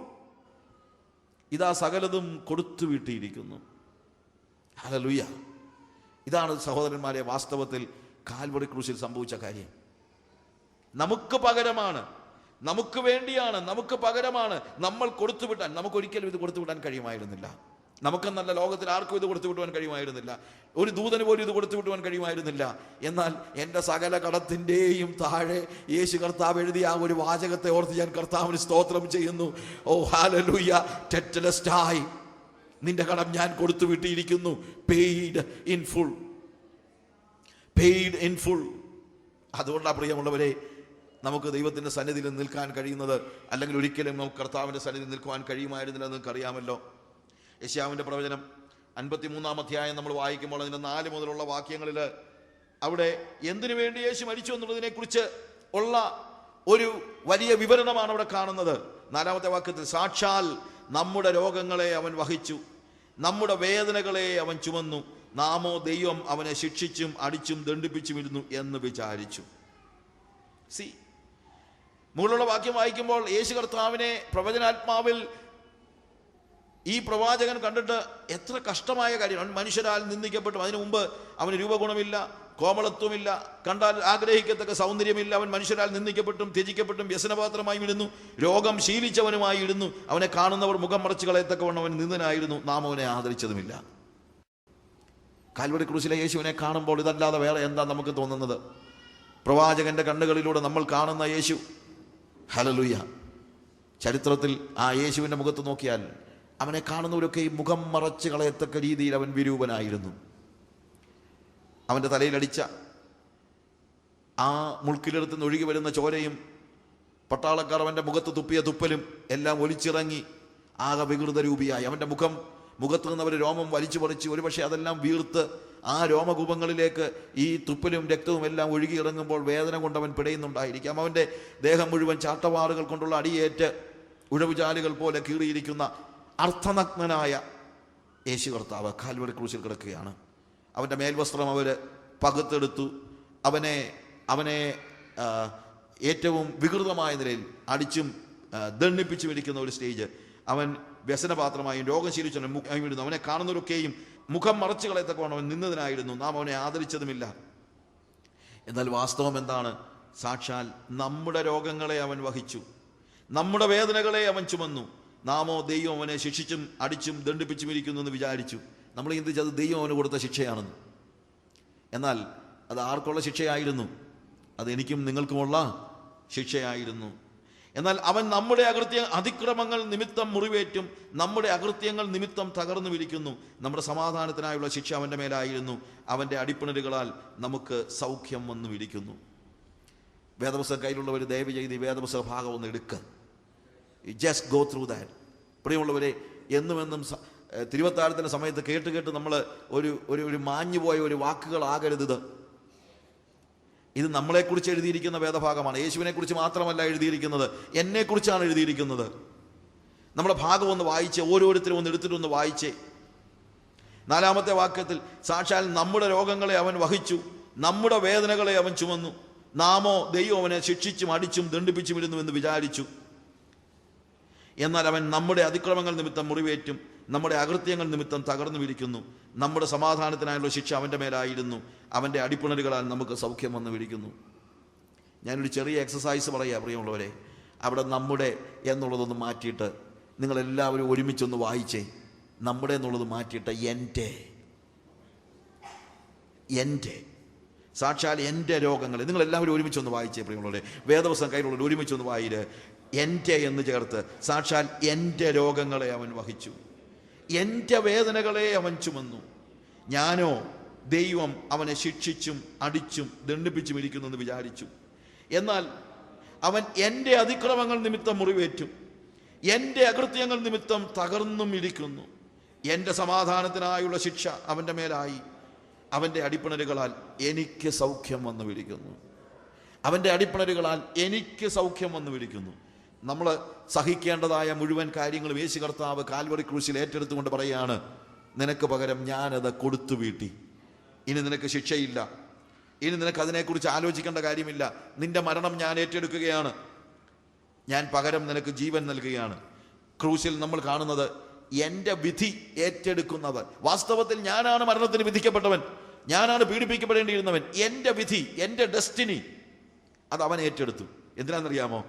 അവൻ്റെ ഫ്യൂച്ചർ എനിക്ക് തരാനായിട്ട്, അവൻ്റെ ഡെസ്റ്റിനി എനിക്ക് തരാനായിട്ട്. ഇതൊരു എക്സ്ചേഞ്ച് പ്രോഗ്രാമാണ് കാൽവറി ക്രൂശിൽ നടക്കുന്നത്. എന്താണ് എക്സ്ചേഞ്ച് പ്രോഗ്രാം? എൻ്റേതെല്ലാം അവൻ ഏറ്റെടുത്തു, അവൻ്റേത് അവൻ എനിക്ക് തരികയാണ്. എൻ്റെ മരണം അവൻ ഏറ്റെടുത്തു, അവൻ്റെ ജീവൻ എനിക്ക് തരികയാണ്. എൻ്റെ രോഗം അവൻ ഏറ്റെടുത്തു, അവൻ്റെ സൗഖ്യം അവൻ എനിക്ക് തരികയാണ്.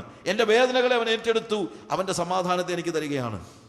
പ്രിയമുള്ളവരെ, ഈ എക്സ്ചേഞ്ച് പ്രോഗ്രാമാണ് വാസ്തവത്തിൽ നമ്മൾ മനസ്സിലാക്കേണ്ടത്. ഇത് ഹൃദയത്തിൻ്റെ ഉള്ളിൽ ഇതൊന്ന് തിരിച്ചറിഞ്ഞു കഴിഞ്ഞാൽ എത്ര അത്ഭുതകരമായി ദൈവം നമുക്ക് വേണ്ടി കരുതിയെന്നും എത്ര വേദനയോടെ അവനൊരു കോസ്റ്റ് കൊടുത്തിട്ടാണ്. He paid a cost. അവനതിനു വേണ്ടി ഒരു വില കൊടുത്തിട്ടാണ്, അല്ലാതെ ചുമ്മാതൊന്നുമല്ല. എനിക്ക് അവൻ്റെ സൗഖ്യം എനിക്ക് നൽകാൻ എൻ്റെ വേദനകളെ, എൻ്റെ രോഗങ്ങളെ അവൻ തിരഞ്ഞെടുത്തു എന്നുള്ളത് നമ്മൾ മനസ്സിലാക്കണം. എന്നാൽ ടെറ്റലസ്റ്റായ് എന്ന് എഴുതി കഴിഞ്ഞപ്പോൾ എല്ലാം സകലത് നിവൃത്തിയായി, ഇനി ഒന്നും ബാക്കിയില്ല എന്ന് നിങ്ങൾ മനസ്സിലാക്കണം. എൻ്റെ മരണം ഇനി ബാക്കിയില്ല. ഞാൻ മരിക്കേണ്ടവനായിരുന്നു. പാപത്തിൻ്റെ ശമ്പളം മരണം അത്രേ. എല്ലാ രീതിയിലും ദൈവത്തോട് ഏകീഭവിക്കുവാൻ കഴിയാതെ ദൈവത്തിൽ നിന്ന് മാറി നിൽക്കുന്ന, ദൈവത്തിൽ നിന്ന് വേർപെട്ട് നിൽക്കുന്ന. എന്താണ് മരണം എന്ന് പറഞ്ഞാൽ? മരണം ആത്യന്തികമായി എന്താണെന്ന് ചോദിച്ചാൽ ദൈവത്തിൽ നിന്നുള്ള വേർപാടാണ്, അല്ലാതെ വേറെ ഒന്നുമല്ല. It is separation from God. എൻ്റെ പാപങ്ങൾ എന്നെ ദൈവത്തിൽ നിന്ന് അകറ്റി. ഒരു കാരണവശാലും ദൈവത്തിൻ്റെ സന്നിധിയിലേക്ക് മടങ്ങി ചെല്ലുവാൻ കഴിയാതെ വണ്ണം എൻ്റെ ശാരീരിക മരണം മാത്രമല്ല, ആത്മീകമായും ഞാൻ മരിച്ചവനായിരുന്നു. എന്നാൽ യേശു ക്രിസ്തുവിൻ്റെ മരണത്തിലൂടെ, അവൻ്റെ മരണത്തിലൂടെ അവൻ എനിക്ക് ജീവനെ മടക്കി തന്നിരിക്കുകയാണ്. 1 കൊരിന്ത്യർ 15-ാം അധ്യായത്തിൻ്റെ 54-ാമത്തെ വാക്യം വായിക്കുമ്പോൾ ഒരു വലിയ വിജയാഘോഷം, ഒരു വലിയൊരു അട്ടഹാസമാണ് നമ്മളവിടെ കാണുന്നത്. നിവൃത്തിയായി എന്നുള്ള വാക്ക് തീർച്ചയായും ഒരു വലിയ അട്ടഹാസമാണ്. എന്ത്? പിശാചിൻ്റെ മേൽ നേടിയ വിജയത്തിൻ്റെ വലിയൊരു അട്ടഹാസമാണ്. 1 കൊരിന്ത്യർ ചാപ്റ്റർ 15, 15-ാം അധ്യായം അതിൻ്റെ ഏറ്റവും ഒടുവിലത്തെ ഭാഗത്തേക്ക് വരുമ്പോൾ നമ്മൾ കാണുന്ന അതിൻ്റെ 54 മുതലുള്ള വാക്യങ്ങൾ ഞാനൊന്ന് വായിക്കാം. 54-ാമത്തെ വാക്യം മുതൽ താഴോട്ട് വായിക്കുമ്പോഴത്തേക്ക്, ഈ ദ്രവത്വമുള്ളത് അദ്രവത്വത്തെയും ഈ മർത്യമായത് അമർത്യത്തെയും ധരിക്കുമ്പോൾ മരണം നീങ്ങി ജയം വന്നിരിക്കുന്നു എന്നെഴുതിയ വചനം നിവൃത്തിയാകും. നമ്മൾ സ്വർഗത്തിലേക്ക് പ്രവേശിക്കുമ്പോൾ നിവൃത്തിയുടെ ആ പാരമ്യതയിലേക്ക്, ഞാൻ പറഞ്ഞല്ലോ, സൃഷ്ടിയിൽ നിവൃത്തി ഉണ്ടായി, വീണ്ടെടുപ്പിൽ നിവൃത്തി ഉണ്ടായി. എന്നാൽ ഒന്നുകിൽ കർത്താവിൻ്റെ വരവ്, അതല്ലെങ്കിൽ ഞാൻ എടുക്കപ്പെടുന്നതായ സാഹചര്യത്തിൽ എന്ത് സംഭവിക്കുന്നു? ഈ ദ്രവത്വമുള്ളത് അദ്രവത്വത്തെയും ഈ മർത്യമായത് അമർത്യത്തെയും ധരിക്കുമ്പോൾ മരണം നീങ്ങി ജയം വന്നിരിക്കുന്നു എന്ന വചനം നിവൃത്തിയാവുകയാണ്. അതിനാ അവൻ മരിച്ചത്, എനിക്ക് ജയം നൽകാനായിട്ട്. അതുകൊണ്ടാണ് ഞാൻ പറഞ്ഞത് ഇതൊരു വിജയാഘോഷമാണ്. യേശു കർത്താവ് കാൽവരി ക്രൂശിൽ നിവൃത്തിയായെന്ന് പറയുന്നത് ഒരു വിജയാഘോഷമാണ്. ഇനി ഒന്നും ബാക്കിയില്ലാത്ത നിലയിൽ പൂർണ്ണമായും കൊടുത്തു വീട്ടി. താഴോട്ട് വായിക്കുമ്പോൾ, ഹേ മരണമേ നിന്റെ ജയം എവിടെ? ഹേ മരണമേ നിന്റെ വിഷമുള്ളവിടെ? മരണത്തിന്റെ വിഷമുള്ള പാപത്തിന്റെ ശക്തിയോ ന്യായപ്രമാണം. നമ്മുടെ കർത്താവായ യേശു ക്രിസ്തു മുഖാന്തരം നമുക്ക് ജയം നൽകുന്ന ദൈവത്തിന് സ്തോത്രം. ഒരു വിജയാഹ്ലാദമാണ്. നമ്മുടെ കർത്താവായ യേശു ക്രിസ്തു മുഖാന്തരം നമുക്ക് ജയം നൽകുന്ന ദൈവത്തിന് സ്തോത്രം. ഹേ മരണമേ നിന്റെ ജയം എവിടെ? ഹേ മരണമേ നിന്റെ വിഷമുള്ളവിടെ? മരണത്തിന്റെ വിഷമുള്ള പാപത്തിന്റെ ശക്തിയോ ന്യായപ്രമാണം. ഇത് ശരിക്കും വിഷമുള്ളെന്ന് പറയുന്നത് ഒരു വിഷസർപ്പത്തിന്റെ പല്ലുണ്ടല്ലോ, വിഷസർപ്പത്തിന്റെ പല്ലുകളെ കുറിച്ചാണ് പറയുന്നത്. വിഷസർപ്പത്തിന്റെ എല്ലാ പല്ലുകളും വിഷപ്പല്ലുകളല്ലെന്ന് നമുക്കറിയാം, ഇല്ലേ? എന്നാൽ നമ്മളെ കൊല്ലാൻ പ്രാപ്തിയുള്ളത് എന്തിനു മാത്രമേ ഉള്ളൂ? ആ വിഷപ്പല്ലിന് മാത്രമേ ഉള്ളൂ. ഇവിടെ പൗലോസ് നല്ലൊരു അനാലജി ഉപയോഗിക്കുകയാണ്. എന്താണ് എൻ്റെ മരണത്തിൻ്റെ നിദാനം? എന്താണ് ഞാൻ മരിക്കാൻ കാരണം? ഞാൻ മരിക്കാൻ കാരണം എന്താണ്? അവിടെ പറയുന്നത്, ഹേ മരണമേ നിന്റെ ജയം എവിടെ? ഹേ മരണമേ നിന്റെ വിഷമുള്ള എവിടെ? മരണത്തിൻ്റെ വിഷമുള്ള പാപത്തിൻ്റെ ശക്തിയോ ന്യായപ്രമാണം. മരണത്തിൻ്റെ വിഷമുള്ള പാപത്തിൻ്റെ കൊത്തേറ്റത് കൊണ്ടാണ് ഏത് മനുഷ്യനും മരിക്കുന്നത്. പാപത്തിൻ്റെ കൊത്തേൽക്കാത്ത ഒരാളും എന്ത് ചെയ്യത്തില്ല? മരിക്കത്തില്ല. അതായത് ഒരു വിഷസർപ്പത്തിൻ്റെ വിഷപ്പല്ലെന്ന് പറയുന്നത് പാപമാണ്. പക്ഷെ ആ പാപത്തിന് ശക്തി കൊടുക്കുന്ന എന്താണെന്ന് ചോദിച്ചാൽ അതിൻ്റെ പിന്നിലെ ന്യായപ്രമാണമാണ്. ഇതാണ് പോൾ ഇവിടെ പറയുന്നതായ കാര്യം. ഉദാഹരണം പറഞ്ഞു കഴിഞ്ഞാൽ, ഞാൻ ഒരു കൊലപാതകം ചെയ്ത ഒരു വ്യക്തിയാണെങ്കിൽ എന്നെ വധശിക്ഷയ്ക്ക് വിധിക്കുമ്പോൾ ജഡ്ജി എന്ത് ചെയ്യുന്നു? ജഡ്ജി ഒരു ന്യായവിധി നടത്തുന്നു. എന്ത്? ഇയാൾ ഇന്ന കാര്യങ്ങൾ ചെയ്തതുകൊണ്ട് വധശിക്ഷയ്ക്ക് യോഗ്യനാണ്, ഇയാളെ വധശിക്ഷയ്ക്ക് വിധിക്കുന്നു. ഈ വധശിക്ഷയ്ക്ക് വിധിക്കാൻ ജഡ്ജിക്ക് അധികാരം കൊടുത്തതാരാ? ജഡ്ജിയാണ് ശരിക്കും പറഞ്ഞാൽ എന്നെ വധശിക്ഷയ്ക്ക് വിധിക്കുന്നത്, ഇല്ലേ? പക്ഷേ ആ ശിക്ഷ നിർവഹിക്കപ്പെടുന്നത് എന്തുകൊണ്ടാണെന്ന് ചോദിച്ചാൽ അതിൻ്റെ പിന്നിൽ മറ്റൊരു ശക്തി ഉള്ളത് കൊണ്ടാണ്. എന്താണ് ശക്തി? ഇവിടുത്തെ ലോയാണ്, Indian penal code. Indian penal code ഇല്ലെങ്കിൽ ഞാനൊരാളെ കൊന്നാലും എന്നെ ശിക്ഷിക്കാൻ കോടതിക്ക് കഴിയത്തില്ല. ശരിയല്ലേ? ഇന്ത്യൻ പീനൽ കോഡ് ഇല്ലെങ്കിൽ ഞാനൊരാളെ കൊന്നാലും എന്നെ ശിക്ഷിക്കാൻ ജഡ്ജിക്ക് കഴിയത്തില്ല. ഇതേപോലെ ഒരു മനുഷ്യന്റെ മരണത്തിന് പിന്നിൽ പ്രവർത്തിക്കുന്ന വിധി എന്ന് പറയുന്നത് അവന്റെ പാപമാണ്. ഇവൻ പാപം ചെയ്തതുകൊണ്ട് പാപത്തിന്റെ ശമ്പളം എന്താണ്? മരണം. എന്നാൽ പാപം എന്താണെന്ന് ഡിഫൈൻ ചെയ്തിരിക്കുന്നത് എവിടെയാണ്? ന്യായപ്രമാണത്തിനാണ്. അതുകൊണ്ടാണ് മരണത്തിന്റെ വിഷമുള്ള പാപം, പാപത്തിന്റെ ശക്തിയോ ന്യായപ്രമാണം എന്ന് പറയുന്നത്. അവിടെ ന്യായപ്രമാണം മോശമാണെന്ന് പറയുന്നില്ല പ്രിയമുള്ളവരെ, ന്യായപ്രമാണം മോശമാണെന്ന് പോൾ പറയുന്നില്ല. പക്ഷെ ന്യായപ്രമാണമാണ് എന്ത്? എൻ്റെ പാപത്തിന് എന്നെ ശിക്ഷ നൽകാൻ തക്കവണ്ണം ശക്തിയുള്ളതാകുന്നത്, അല്ലെങ്കിൽ ശക്തി പകരുന്നത്. അതിൻ്റെ അർത്ഥം ന്യായപ്രമാണം എനിക്കെതിരാണെന്നല്ല. ന്യായപ്രമാണം നമുക്ക് ആർക്കും എതിരല്ല. ഇന്ത്യൻ പീനൽ കോഡ് ആർക്കെങ്കിലും എതിരാണോ? തെറ്റ് ചെയ്യുന്നവനല്ല ഉള്ളോ എതിരായിട്ടുള്ളത്? അത്രയല്ലേ ഉള്ളൂ. തെറ്റ് ചെയ്യാത്തവന് ഞാൻ ആരെയും കൊന്നില്ലെങ്കിൽ, ഞാൻ നിയമപ്രകാരം ഞാൻ തെറ്റ് ചെയ്യുന്നവനല്ലെങ്കിൽ ഇന്ത്യൻ പീനൽ കോഡ് ഉള്ളത് കൊണ്ട്, ഇന്ത്യൻ പീനൽ കോഡ് എന്ന് പറഞ്ഞ ഒന്നുള്ളത് കൊണ്ട് അതെനിക്ക് ശിക്ഷയാണെന്ന് നിങ്ങൾ ചിന്തിക്കുന്നുണ്ടോ? ഇല്ല. ഇന്ത്യൻ പീനൽ കോഡ് ഉള്ളത് ഒരു പരിധി വരെ എനിക്ക് രക്ഷയാണ്, ഇല്ലേ? ഇന്ത്യൻ പീനൽ കോഡ് ഉള്ളത് ഒരു പരിധി വരെ എന്നെ ആക്രമിക്കുന്നവരിൽ നിന്ന് എനിക്ക് എന്ത് തരികയാണ്? രക്ഷ നൽകുകയാണ്. ഇതുപോലെയാണ് ന്യായപ്രമാണം. ന്യായപ്രമാണം തെറ്റിക്കുന്നവർക്ക് മാത്രമാണ് പ്രശ്നമുള്ളത്. ന്യായപ്രമാണം അനുസരിക്കുന്നവർക്ക് ന്യായപ്രമാണം ശിക്ഷയല്ല. ഇപ്പൊ കുറച്ച് ആളുകൾ ഇറങ്ങിയിട്ടുണ്ട്, ന്യായപ്രമാണം കഴിഞ്ഞുപോയി, ന്യായപ്രമാണം ഇനി വേണ്ട, പഴയ നിയമം വേണ്ട, പഴയ നിയമത്തിലെ എല്ലാം വലിച്ചു കീറി കളയണം, ന്യായപ്രമാണം. അവർ പറയുന്നത് യേശു പറഞ്ഞ ന്യായപ്രമാണം പോലും വേണ്ടെന്നാണ് പറയുന്നത്. യേശു പറഞ്ഞ ന്യായപ്രമാണം എന്ന് പറയുന്നത് ഗിരിപ്രഭാഷണം പോലും വേണ്ടെന്ന് ഈയിടെ ഒരാൾ പറയുന്നത് കേട്ടു. നമുക്ക് ആകെ ഉള്ളത് കൃപ മതി, കൃപ. നമ്മൾ കൃപയുടെ മേലാണ്, അതുകൊണ്ട് എന്തോ ചെയ്താലും കുഴപ്പമില്ല. നമ്മൾ കൃപായുഗത്തിലാണ്, എന്തോ ചെയ്താലും. പ്രിയമുള്ളവരെ, വഞ്ചിതരായി പോകരുത്. ന്യായപ്രമാണത്തെ നീക്കുവാനല്ല മനുഷ്യപുത്രൻ വന്നത്, ന്യായപ്രമാണത്തെ നിവർത്തിക്കുവാനാണ് വന്നത് എന്ന് നിങ്ങൾ മറന്നു പോകരുത്. ഹല്ലേലൂയ. അവർ പറയുന്നതൊക്കെ നല്ല, പലപ്പോഴും ഉണ്ടല്ലോ ഈ ഇങ്ങനെയുള്ള ഗ്രൂപ്പുകൾ, വഴിതെറ്റിക്കുന്ന കള്ളപ്രവാചകന്മാർ വന്ന് പറയുന്ന കാര്യങ്ങളൊക്കെ കേട്ട് കഴിഞ്ഞാൽ നമുക്ക് ഭയങ്കര ഇഷ്ടം തോന്നുന്ന രീതിയിലൊക്കെയാണ് അവർ പറയുന്നത്. അവർ പറയുന്നത് കൃപയാണ് ഏറ്റവും വലുത്. നിങ്ങളുടെ പാപങ്ങൾക്ക് ദൈവത്തിൻ്റെ കൃപയെ തടഞ്ഞു നിർത്താൻ കഴിയത്തില്ല. എന്തൊരു വാക്കാണെന്ന് ആലോചിക്കണം. നിങ്ങളുടെ പാപങ്ങൾക്ക് ദൈവത്തിൻ്റെ കൃപയെ തടഞ്ഞു വയ്ക്കാൻ കഴിയുകയില്ല. കാര്യം നിങ്ങളുടെ പാപങ്ങളെക്കാൾ ശക്തിയുള്ളതാണ് ദൈവത്തിൻ്റെ കൃപ. അതുകൊണ്ട് പാപം ചെയ്താലും കുഴപ്പമില്ല, ദൈവകൃപ അതിനിടയ്ക്ക് കൂടി ഒഴുകിപ്പോരുമെന്ന്. ഇതാണ് വേറൊരു സുവിശേഷം. ഇതാണ് വേറൊരു സുവിശേഷം. പോൾ പറയുന്നു, പാപം ചെയ്യുന്നവനാണ് വിഷക്കൊത്തേൽക്കുന്നത്, പാപം ചെയ്യാത്തവനല്ല. പാപം ചെയ്യുന്നവന് ഇത് വിഷപ്പല്ലാണ്. പാപം ചെയ്യുന്നവന് അതിൻ്റെ പിന്നിൽ പ്രവർത്തിക്കുന്ന, അല്ലെങ്കിൽ അതിനെ ശക്തീകരിക്കുന്നതാണ് ന്യായപ്രമാണം. ന്യായപ്രമാണം ദൈവം മനുഷ്യന് ജീവിക്കാൻ കൊടുത്തതാ, അല്ലാതെ കൊല്ലാൻ കൊടുത്തതല്ല. അതുകൊണ്ടാണ് പോൾ പറയുന്നത് ജീവിക്കേണ്ടതിന് കൊടുത്ത ന്യായപ്രമാണം മരണത്തിന് കാരണമായെന്ന്. കാര്യം ആ ന്യായപ്രമാണത്തിൻ്റെ കാര്യം പറഞ്ഞുകൊണ്ടാണ് പിശാച് എന്ത് ചെയ്യുന്നത്? മനുഷ്യനെ അവന് വേണ്ടി അവൻ്റെ വകയാണെന്ന് അവകാശപ്പെടുന്നത്.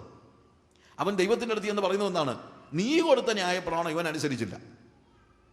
ന്യായപ്രമാണം കൊല്ലാൻ വേണ്ടി കൊടുത്തതല്ല, എന്തിനു വേണ്ടി കൊടുത്തതാണ്? ജീവിക്കാൻ വേണ്ടി കൊടുത്തതാണ്. പക്ഷെ അത് നമുക്ക് മരണകാരണമായി തീർന്നു. എന്തുകൊണ്ട്?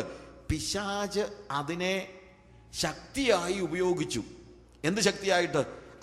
അത് നിഷേധിക്കുന്നവർക്ക് വിരോധമായി ഉപയോഗിച്ചു. ഇതാണ് വാസ്തവത്തിൽ സംഭവിച്ചതായ കാര്യം. ഇവിടെ പോൾ ചോദിക്കുന്ന ചോദ്യം അതാണ്.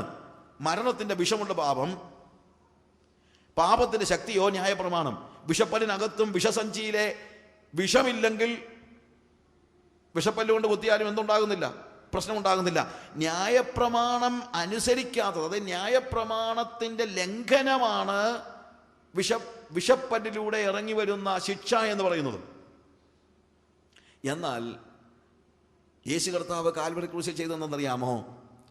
ഈ പാപത്തിൻ്റെ മരണത്തിൻ്റെ വിഷമുള്ള പാപം, ഈ മരണത്തിൻ്റെ വിഷമുള്ള അവൻ അവിടെ തകർത്ത് കളയുകയാണ്. കാൽവറി ക്രൂശിൽ മരണത്തിൻ്റെ വിഷമുള്ള യേശു കർത്താവ് തല്ലി ഒടിച്ച് കളഞ്ഞു. കാൽവറി ക്രൂശിൽ മരണത്തിൻ്റെ അധികാരിയായിരുന്ന എബ്രായ ലേഖനം 2-ാം അധ്യായത്തിൽ അതിൻ്റെ 14-15 വാക്യങ്ങൾ വായിക്കുമ്പോൾ നമ്മൾ കാണുന്നതാണ്, മരണത്തിൻ്റെ അധികാരിയായിരുന്ന പിശാചിനെ അവൻ തൻ്റെ മരണത്താൽ നീക്കി. പ്രിയമുള്ളവരെ, യേശു കർത്താവിനെ കൊത്തിക്കഴിഞ്ഞപ്പോൾ സർപ്പത്തിൻ്റെ പല്ല് തകർന്നു പോയി. എന്തോ ചെയ്യാനാണെന്ന് പറ. ഞാൻ ഭാവനയിൽ പറഞ്ഞൊരു കാര്യമാണ്. അതോടുകൂടെ ഇനിയിപ്പോൾ ആരെയും കൊത്താൻ സർപ്പത്തിൻ്റെ കയ്യിൽ എന്തില്ല? പല്ലില്ല. ഹല്ലേലൂയ. ടെറ്റലസ്റ്റായി, പല്ല് കൊഴിഞ്ഞു പോയി. എന്തോ ചെയ്യാനാ? കൊടുത്തു വീട്ടേണ്ടതെല്ലാം അവൻ കൊടുത്തു വീട്ടി. ഇനിയിപ്പോൾ ഇരുമ്പേ കടിച്ചതുപോലെ എന്താണ്? സർപ്പത്തിൻ്റെ പല്ല് തകർന്നു പോയി. സ്ത്രീയുടെ സന്തതി സർപ്പത്തിൻ്റെ തലയെ തകർക്കും. അവൻ്റെ കുതികാലിൽ കയറി കടിച്ചതാണ്. പക്ഷേ കടിച്ചപ്പോൾ സംഭവിച്ചതെന്നറിയാമോ? അതുകൊണ്ട് സംഭവിച്ചത് എന്താണ്? അവൻ്റെ പല്ല് കൊഴിഞ്ഞുപോയി. ഹേ മരണമേ, നിന്റെ വിഷപ്പല്ല് എവിടെ? ഹേ മരണമേ, നിന്റെ വിഷപ്പല്ല് എവിടെ? ഹേ മരണമേ, നിന്റെ ജയം എവിടെ? മരണം നീങ്ങി ജയം വന്നിരിക്കുന്നു. കാരണം അവൻ ഞാൻ മരിക്കുന്നതിന് കാരണമായ, അതിൻ്റെ പിന്നിൽ പ്രവർത്തിക്കുന്ന എൻ്റെ പാപത്തിൻ്റെ ശക്തിയാൽ എനിക്കെതിരെ ഉണ്ടായിരുന്ന ശിക്ഷയെ, ഞാൻ ചെയ്ത പാപങ്ങളുടെ ലിസ്റ്റിനെ അവൻ എന്ത് ചെയ്യുമെന്ന് പറഞ്ഞിരിക്കുന്നത്? അവൻ മാറ്റിക്കളഞ്ഞു എന്നുള്ളതാണ് നമ്മൾ കാണുന്നത്. ഏകമനുഷ്യൻ, റോമാലേഖനം 5-ാം അധ്യായത്തിൻ്റെ 12-ാം വാക്യം നമ്മൾ വായിക്കുമ്പോൾ അവിടെ നമ്മൾ കാണുന്നുണ്ട്, മരണത്തെക്കുറിച്ച് പറയുമ്പോൾ, ഏക മനുഷ്യനാൽ പാപവും പാപത്താൽ മരണവും ലോകത്തിൽ കടന്നു. എന്നാൽ ആ പാപത്തിൽ നിന്ന് ആദാമിലൂടെ ഭൂമിയിലേക്ക് കടന്നുകൂടിയ പാപത്തിൻ്റെ സകല ശിക്ഷാവിധിയെയും ഇല്ലാതാക്കാൻ യേശു കർത്താവ് ന്യായപ്രമാണത്തിന് നിവൃത്തിയായി. ഗലാത്യ ലേഖനം 4-ാം അധ്യായത്തിൽ 4-ാം വാക്യം, ഞാനിങ്ങനെ വാക്യങ്ങൾ പെട്ടെന്ന് പറഞ്ഞു പോവുകയാണ്. ഗലാത്യ ലേഖനം 4-ാം അധ്യായം 4-ാം വാക്യത്തിൽ ന്യായപ്രമാണത്തിൻ്റെ നിവൃത്തിയായി യേശു കർത്താവ് ക്രൂശിൽ മരിക്കുകയാണ്. യേശുവിൻ്റെ മരണമാണ് വാസ്തവത്തിൽ എന്നെ പാപത്തിൻ്റെ ശിക്ഷയിൽ നിന്ന് വിടുവിച്ചത്. അല്ലെങ്കിൽ ഇന്ന് ഞാൻ പാപത്തിൻ്റെ അധീനതയിലായിരുന്നേനെയും അവൻ വിഷപ്പല്ല് കൊഴിച്ചത് കൊണ്ട് മരണത്തിന് എന്നെ സ്പർശിക്കാനായിട്ട് കഴിയത്തില്ല. ഹേ മരണമേ, നിന്റെ ജയം എവിടെ? ഹേ മരണമേ, നിന്റെ വിഷമുള്ള എവിടെ? മരണത്തിൻ്റെ വിഷമുള്ള പാപത്തിൻ്റെ ശക്തിയോ ന്യായപ്രമാണം. നേരത്തെ യേശു കർത്താവ് കാൽവരി ക്രൂശിൽ മരിക്കുന്നതിന് മുമ്പായിട്ട് ഞാൻ മരിച്ചിരുന്നെങ്കിൽ ഈ ദ്രവത്വമുള്ളത് അദ്രവത്വത്തിലേക്കൊന്നുമല്ല പോകുന്നത്. ഈ ദ്രവത്വമുള്ളത് എങ്ങോട്ട് പോയേനേയും? നിത്യതയിൽ പാപത്തിൻ്റെ ശിക്ഷയായ നിത്യ നരകത്തിലേക്ക് പോയേനേയും. എന്നാൽ ഇപ്പോൾ യേശു കർത്താവ് എനിക്ക് തന്ന വിജയത്തോടുകൂടെ ഈ ദ്രവത്വമായത് അദ്രവത്വത്തെ നേരിട്ട് കൈക്കൊള്ളുമ്പോൾ, that is what is going to happen. എൻ്റെ ജീവിതത്തിൽ ഞാൻ മരിക്കുമ്പോൾ എൻ്റെ ശരീരം, ഈ ദ്രവത്വമുള്ള ശരീരം ഭൂമിയിൽ അടിഞ്ഞു പോകുമ്പോൾ അദ്രവത്വമായ കൈപ്പണിയല്ലാത്ത, കൊരിന്ത്യലേഖനം 5-ാം അധ്യായം 2 കൊരിന്ത്യർ 5-ാം അധ്യായം നമ്മൾ കാണുന്നു, കൈപ്പണിയല്ലാത്ത ഒരു നിത്യ ഭവനം എനിക്ക് വേണ്ടി കാത്തിരിക്കുന്നു. ഈ ദ്രവത്വത്തെ ഞാൻ എന്ത് ചെയ്യുന്നു? ഈ ദ്രവത്വമുള്ള ശരീരത്തിൻ്റെ മീതെ ഉടുക്കാൻ എനിക്ക് വേണ്ടി ദൈവം സ്വർഗത്തിൽ ഒരു സ്വർഗീയ ശരീരത്തെ ഒരുക്കിയിരിക്കുന്നു. ഈ ദ്രവത്വമുള്ളത് നേരിട്ട് അദ്രവത്വത്തിലേക്ക് ചെല്ലുമ്പോൾ, നേരത്തെ എന്താ സംഭവിച്ചുകൊണ്ടിരുന്നത്? ഞാൻ ആദ്യത്തെ ദിവസം പറഞ്ഞല്ലോ, മരിക്കുന്ന വിശുദ്ധന്മാർ പോലും എങ്ങോട്ട് പോയിക്കൊണ്ടിരുന്നു? പാതാളത്തിലേക്ക്, നരകത്തിലേക്കല്ല. എങ്ങോട്ട് പോയിക്കൊണ്ടിരുന്നു? പാതാളത്തിലേക്ക് പോയിക്കൊണ്ടിരുന്നു. കാര്യം അദ്രവത്വത്തിൻ്റെ ആ തേജസ്സിലേക്ക് കയറിക്കൂടുവാൻ അവർക്ക് പറ്റാതെ വണ്ണം അവർ പാതാളത്തിൻ്റെ ബന്ധനത്തിലായിരുന്നു. യാക്കോബ് പോലും പറയുന്നത്, നിങ്ങൾ എൻ്റെ നരയെ ദുഃഖത്തോടു കൂടെ പാതാളത്തിലേക്ക് അയക്കുമെന്നാണ്. എന്നാൽ ഇപ്പോൾ ഞാൻ മരിക്കുമ്പോൾ എന്താ സംഭവിക്കുന്നറിയാമോ? ഞാൻ പാതാളത്തിലേക്ക് പോകുകയല്ല, ഈ ദ്രവത്വമുള്ളത് അദ്രവത്വത്തെ അങ്ങ് ധരിക്കുകയാണ് പ്രിയമുള്ളവരെ. അതുകൊണ്ടാണ് മരണം നീങ്ങി ജയം വന്നിരിക്കുന്നു എന്നുള്ള വലിയ ഒരു വിജയാഹ്ലാദമാണ്. When I am dying, I am not crying. When I am dying, I proclaim I proclaim my victory. ഞാൻ എൻ്റെ വിജയത്തെയാണ് പ്രഘോഷിക്കുന്നത്. കർത്താവിൻ്റെ ക്രൂശമരണം നമുക്ക് നൽകി തന്നതായ ആ വലിയ പദവിയെക്കുറിച്ച് ബോധ്യമില്ലാതെ ഇരിക്കരുത് നമ്മുടെ പ്രിയമുള്ളവരെ. അവൻ നമുക്ക് വേണ്ടി അടിയേറ്റു, നമ്മുടെ അതിക്രമങ്ങൾ നിമിത്തം അവൻ മുറിവേറ്റു, അവൻ തകർക്കപ്പെട്ടു, അവൻ കഷ്ടമനുഭവിച്ചു. പക്ഷേ അവൻ പറഞ്ഞു, എല്ലാം ഞാൻ സഹിച്ചു, പക്ഷേ ഇനിയിപ്പോൾ പിശാചിന് സാജുവിൻ്റെ മേൽ അധികാരമില്ല. ടെറ്റലസ്റ്റായി അവൻ കൊടുത്തു വീട്ടണതെല്ലാം, അവൻ കടപ്പെട്ടതെല്ലാം ഞാൻ കൊടുത്തു വീട്ടിയിരിക്കുന്നു. യേശു കർത്താവ് അത് കൊടുത്തു വീട്ടിയത് കൊണ്ട് ഞാൻ വിക്ടറിയാണ്, എനിക്ക് വിജയമാണ്. കൊലോസ്യ ലേഖനം 2-ാം അധ്യായത്തിൽ ഞാൻ പല മെസ്സേജസിലും അത് എക്സ്പ്ലെയിൻ ചെയ്തിട്ടുള്ളത് കൊണ്ട് ഞാനിവിടെ ജസ്റ്റ് ഒന്ന് വായിച്ചു പോകുകയാണ്. നിങ്ങൾ പല മെസ്സേജസും ഇതുമായിട്ട് ലിങ്ക് ചെയ്ത് വരുന്നതുകൊണ്ട്, ഇതെല്ലാം കർത്താവിൻ്റെ വീണ്ടെടുപ്പുമായി ബന്ധപ്പെട്ട ഒത്തിരി മെസ്സേജസ് ഉള്ളതുകൊണ്ടാണ് ഞാൻ അതിനകത്തൊക്കെ ആവർത്തിച്ചിട്ടുള്ള ഒരു ഭാഗമാണ്. കൊലോസ്യ ലേഖനം 2-ാം അധ്യായത്തിൽ എന്താണ് കാൽവറി ക്രൂശിൽ നടക്കുന്നത്, കാൽവറി ക്രൂശിൽ എന്ത് നടക്കുന്നു എന്നതിനെക്കുറിച്ചുള്ള ഒരു കൃത്യമായ വിശദീകരണം. അതിൻ്റെ ആത്മതലത്തിൽ ഞാൻ പറഞ്ഞല്ലോ, പ്രത്യക്ഷത്തിൽ എന്ത് കാണുന്നു എന്നുള്ളതല്ല, ദൃശ്യലോകത്ത് എന്ത് കാണുന്നല്ല, ആത്മലോകത്ത് അദൃശ്യ ലോകത്ത് എന്ത് നടക്കുന്നു എന്നുള്ളത് വിശദമാക്കുന്ന ഒരു ഭാഗമാണ് കൊലോസിയൻസ് ചാപ്റ്റർ 2 നമ്മൾ അതിൻ്റെ 14-ാം വാക്യം മുതൽ അല്ലെങ്കിൽ 13-ാം വാക്യം മുതൽ വായിക്കുമ്പോൾ, അതിക്രമങ്ങളിലും നിങ്ങളുടെ ജഡത്തിൻ്റെ അഗ്രജനത്തിലും മരിച്ചവരായിരുന്ന നിങ്ങളെയും അവനോടുകൂടെ ജീവിപ്പിച്ചു. അതിക്രമങ്ങളൊക്കെയും നമ്മോട് ക്ഷമിച്ച് ചട്ടങ്ങളാൽ നമുക്ക് വിരോധവും പ്രതികൂലവുമായിരുന്ന കൈയെഴുത്ത് മായിച്ച ക്രൂശിൽ തറച്ചു നടുവിൽ നിന്ന് നീക്കിക്കളഞ്ഞു. വാഴ്ചകളെയും അധികാരവർഗങ്ങളെയും ആയുധവർഗം വെപ്പിച്ച ക്രൂശിൽ അവരുടെ മേൽ ജയോത്സവം കൊണ്ടാടി അവരെ പരസ്യ കാഴ്ചയാക്കി. ഞാൻ ഈ ഭാഗം ഇവിടെ ഒന്നുകൂടെ എടുക്കാൻ കാര്യം, എൻ്റെ പഴയ CD-കളിലും മറ്റും പറഞ്ഞിരിക്കുന്നത് കൂടാതെ വേറെ ചില ഉപദേശം ഇന്ന് ഇറങ്ങിയിട്ടുള്ളത് കൊണ്ടാണ് ഇതൊന്നുകൂടെ അങ്ങ് പറഞ്ഞേക്കാമെന്ന് വെച്ചത്. ഞാൻ പറഞ്ഞ മനസ്സിലാക്കണം. ഓരോ ദുരുപദേശം ഇറങ്ങുമ്പോഴും നമ്മളുടെ മെസ്സേജസ് റിന്യൂ ചെയ്യേണ്ടത് വളരെ അത്യാവശ്യമാണല്ലോ.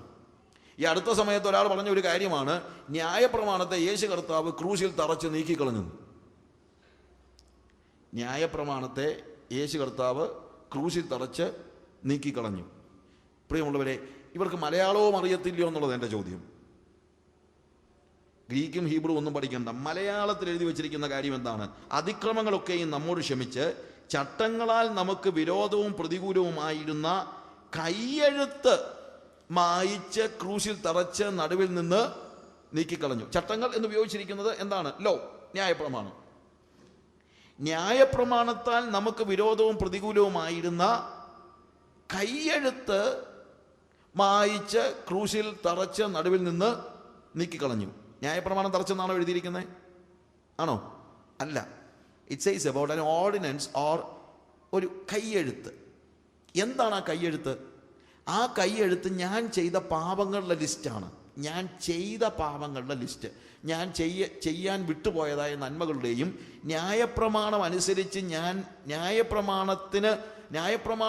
ഞാൻ ചെയ്യേണ്ടതായ കാര്യങ്ങൾ ചെയ്യാതിരുന്നതും ചെയ്യേണ്ട കാര്യങ്ങൾ ചെയ്യരുതാത്ത കാര്യങ്ങൾ ചെയ്തതുമായ എൻ്റെ ഡൂസ് ആൻഡ് ഡോൺസ് അനുസരിച്ചുള്ള ഒരു ലിസ്റ്റ്. ഞാൻ അമ്മയപ്പന്മാരെ അനുസരിക്കാതിരുന്നത്, ഞാൻ മോഷ്ടിച്ചത്, ഞാൻ ന്യായപ്രമാണത്തിൽ പറഞ്ഞിരിക്കുന്ന കാര്യങ്ങൾ, ഞാൻ വിഗ്രഹാരാധന നടത്തിയത്, ഞാൻ മോഹിച്ചത്, കൂട്ടുകാരനെതിരെ കള്ളസാക്ഷ്യം പറഞ്ഞത്, എന്തെല്ലാം കാര്യങ്ങൾ, ഇതെല്ലാം ഞാനും ചെയ്തിട്ടുണ്ട്, നിങ്ങളെല്ലാം ചെയ്തിട്ടുണ്ട്. ഈ ചെയ്തതിൻ്റെ എല്ലാം കൂടെ ഒരു ലിസ്റ്റ്. ഈ ലിസ്റ്റിൻ്റെ പ്രശ്നം എന്താണെന്ന് ചോദിച്ചു കഴിഞ്ഞാൽ, ഇതാണ് കടം. ഇതിനെയാണ് പാപക്കടമെന്ന് പറയുന്നത്. ഈ ലിസ്റ്റ് പിശാചിൻ്റെ കയ്യിലുണ്ടെങ്കിൽ നമ്മൾ അവൻ്റെ വകയാണ്. കാര്യം, ഓരോ പാപം ചെയ്യുമ്പോഴും പാപം ചെയ്യുന്നവനൊക്കെയും പിശാച് എന്ന പിതാവിൻ്റെ മകൻ എന്നാണ് പറയുന്നത്. നമ്മൾ പാപം ചെയ്യുമ്പോൾ ശരിക്കും പറഞ്ഞു കഴിഞ്ഞാൽ അദൃശ്യ ലോകത്ത് നമ്മൾ അറിയാതെ തന്നെ ഒരു നോട്ട് എഴുതി കൊടുക്കുന്നുണ്ട് പിശാചിന്. Devil, I belong to you. പിശാചെ, ഞാൻ നിൻ്റെ വകയാണ്. നമ്മൾ പാപം ചെയ്യുമ്പോൾ അത് ആത്മലോകത്ത് നടക്കുന്ന ഒരു കാര്യമാണ്. അതുകൊണ്ടാണ് പാപം ചെയ്യുന്നവനൊക്കെയും പിശാച് എന്ന പിതാവിൻ്റെ മകൻ എന്ന് പറയുന്നത്. That is naturally happens. ആ ലിസ്റ്റ് പിശാചിൻ്റെ കയ്യിലുണ്ടെങ്കിൽ നമ്മൾ സ്വർഗത്തിൽ കർത്താവിൻ്റെ മുമ്പ് കയറി നിന്നാലും നമ്മളെ അവിടുന്ന് കൊണ്ടുപോകാനുള്ള അവകാശം ആർക്കുണ്ട്? പിശാചിന് ഉണ്ട്. പക്ഷേ യേശു കർത്താവ് കാൽവരി ക്രൂശിൽ മരിച്ചപ്പോൾ എന്താണെന്നറിയാമോ? പിശാചിൻ്റെ കയ്യിൽ നിന്നും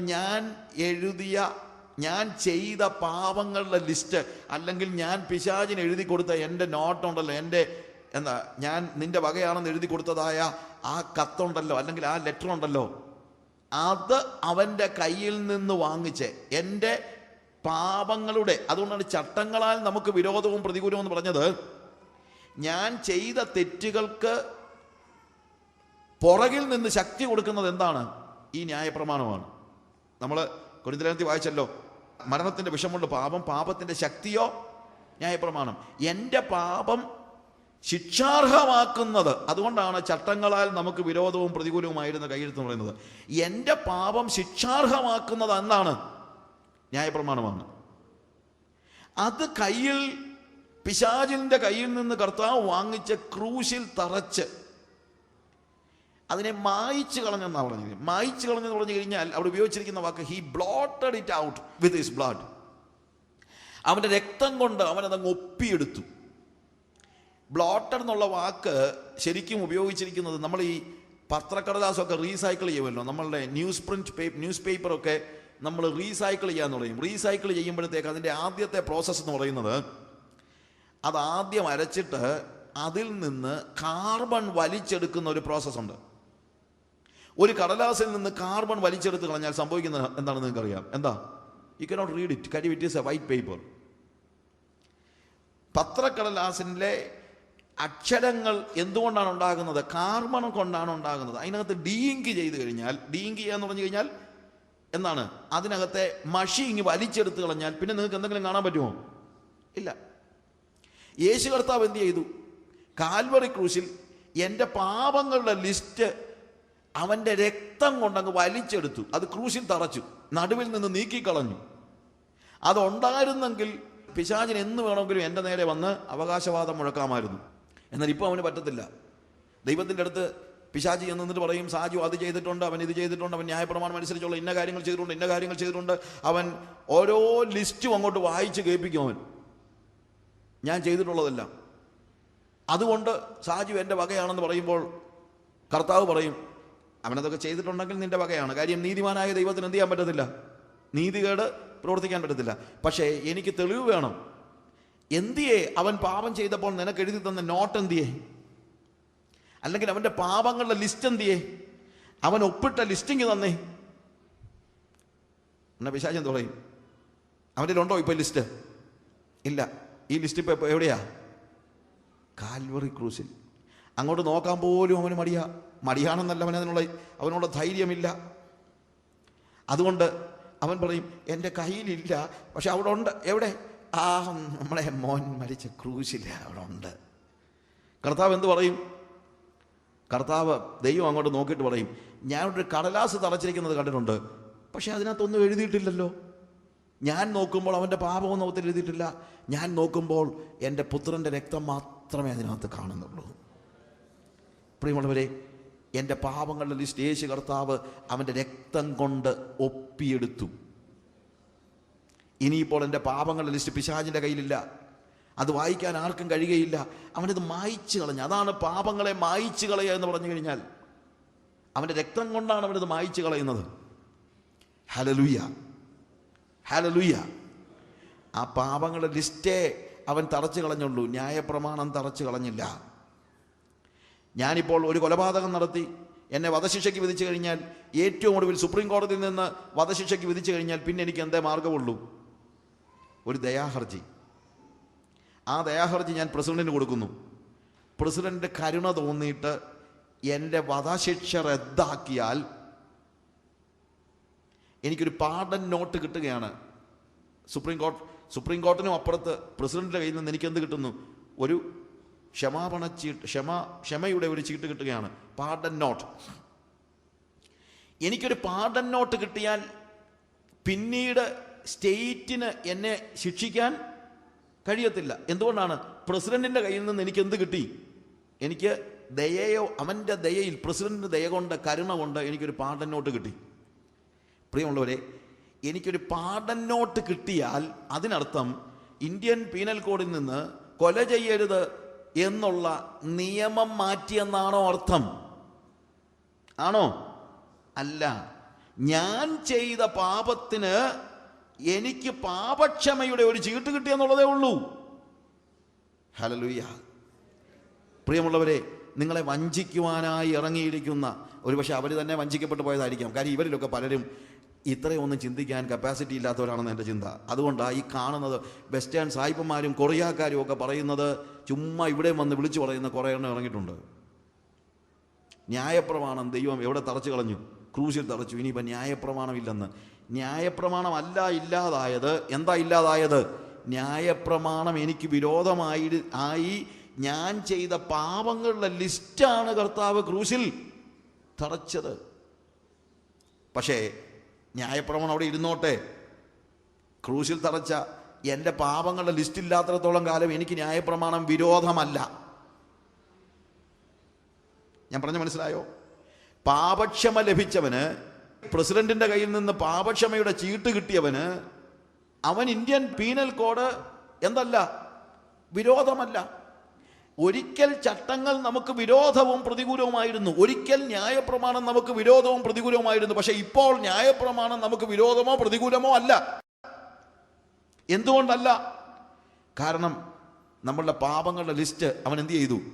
മായിച്ച് ക്രൂശിൽ തറച്ച് നടുവിൽ നിന്ന് നീക്കിക്കളഞ്ഞു. ഇതാണ് നമ്മളവിടെ കാണുന്നതായ, കാൽവറി ക്രൂശിൽ കാണുന്നതായ കാര്യം. അതുകൊണ്ടാണ്, അവൻ്റെ മരണം കൊണ്ടാണ്, അവൻ അറുക്കപ്പെട്ടത് കൊണ്ടാണ് നമ്മുടെ പാപങ്ങൾ ഇല്ലായ്മ ആയത് എന്നുള്ളത് നിങ്ങൾ മറന്നു പോകരുത്. വെളിപ്പാട് പുസ്തകത്തിൻ്റെ ലേക്ക് നമുക്ക് വരാം.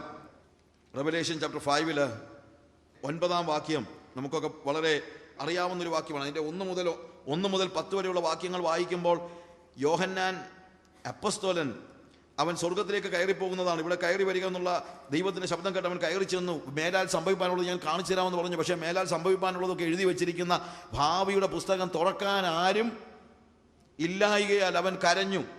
എന്നാൽ അതിൻ്റെ ഞാൻ ഭാഗങ്ങൾ വായിക്കാൻ സമയമില്ലാത്തതുകൊണ്ട് ആ ഒറ്റ വാക്യം മാത്രം വായിക്കുകയാണ്. അവൻ 6-ാമത്തെ വാക്യത്തിൽ ഒരു കുഞ്ഞാട് അറുക്കപ്പെട്ടതുപോലെ നിൽക്കുന്നത് ഞാൻ കണ്ടു.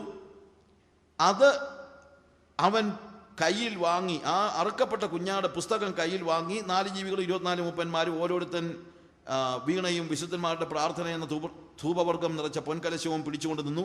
കുഞ്ഞാടിന്റെ മുമ്പാകെ വീണു. പുസ്തകവും വാങ്ങുവാനും അതിൻ്റെ മുദ്ര പൊട്ടിപ്പാനും നീ യോഗ്യൻ. നീ അറുക്കപ്പെട്ടു. നിന്റെ രക്തം കൊണ്ട് സർവ്വഗോത്രത്തിലും ഭാഷയിലും വംശത്തിലും ജാതിയിലും നിന്നുള്ളവരെ ദൈവത്തിനായി വിലയ്ക്ക് വാങ്ങും. സർവ്വഗോത്രത്തിലും ജാതിയിലും ഭാഷയിലും പെട്ടവരെ ദൈവത്തിന് വേണ്ടി വിലയ്ക്ക് വാങ്ങുവാൻ കുഞ്ഞാടിനെ യോഗ്യനാക്കിയത് എന്താണ്? അവൻ അറുക്കപ്പെട്ടു എന്നുള്ളതാണ്. അവൻ അറുക്കപ്പെട്ടു. കാൽവറി ക്രൂശിൽ കുഞ്ഞാട് അറുക്കപ്പെട്ടത് കൊണ്ടാണ്. അല്ലെങ്കിൽ ഒരിക്കലും എന്ത് ചെയ്യാൻ പറ്റത്തില്ലായിരുന്നു, അവന് നമ്മളെ വിലയ്ക്ക് വാങ്ങുവാൻ കഴിയുകയില്ലായിരുന്നു. കാര്യം നമ്മെ വിലയ്ക്ക് വാങ്ങുവാൻ പര്യാപ്തമായ ഒറ്റ പ്രൈസ് മാത്രമേ ലോകത്തിലുള്ളൂ. പണം കൊടുത്ത് വാങ്ങിക്കാൻ പറ്റത്തില്ല, ധനം കൊടുത്ത് വാങ്ങിക്കാൻ പറ്റത്തില്ല, വേറെ എന്തെങ്കിലും കാര്യങ്ങൾ കൊണ്ട് വാങ്ങിക്കാൻ പറ്റത്തില്ല, ബലപ്രയോഗം കൊണ്ട് വാങ്ങിക്കാൻ പറ്റത്തില്ല.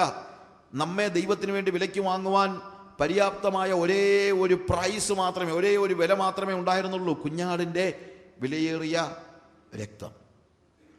ആ കുഞ്ഞാടിൻ്റെ വിലയേറിയ നിണം ചൊരിയപ്പെടേണ്ടതിന് കുഞ്ഞാട് അറുക്കപ്പെടേണ്ടിയിരുന്നു. അതാണ് കാൽവറി ക്രൂശിൽ സംഭവിക്കുന്നതായ കാര്യം.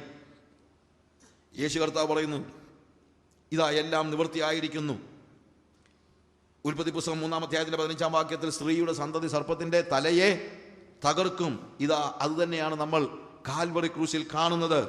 സർപ്പത്തിൻ്റെ തലയെ തകർത്ത് ഇനി ഒരിക്കലും അവന് ഉയർന്നു വരാൻ കഴിയാതെ വണ്ണം, ആരെയും കൊത്തുവാൻ കഴിയാതെ വണ്ണം അവൻ്റെ വിഷപ്പല്ലിനെ തകർത്ത് കളയുന്നു. എനിക്കെതിരെ യാതൊരു രീതിയിലും പാപത്തിൻ്റെ ശിക്ഷയെ ബാക്കി വയ്ക്കുവാൻ അതിനുവേണ്ടി പിശാചിന് ശക്തിയില്ലാത്ത നിലയിൽ അവൻ എന്ത് ചെയ്യാണ്? അവൻ്റെ വിഷപ്പല്ല് തകർത്ത് കളയുന്നതാണ് നമ്മൾ കാണുന്നത്.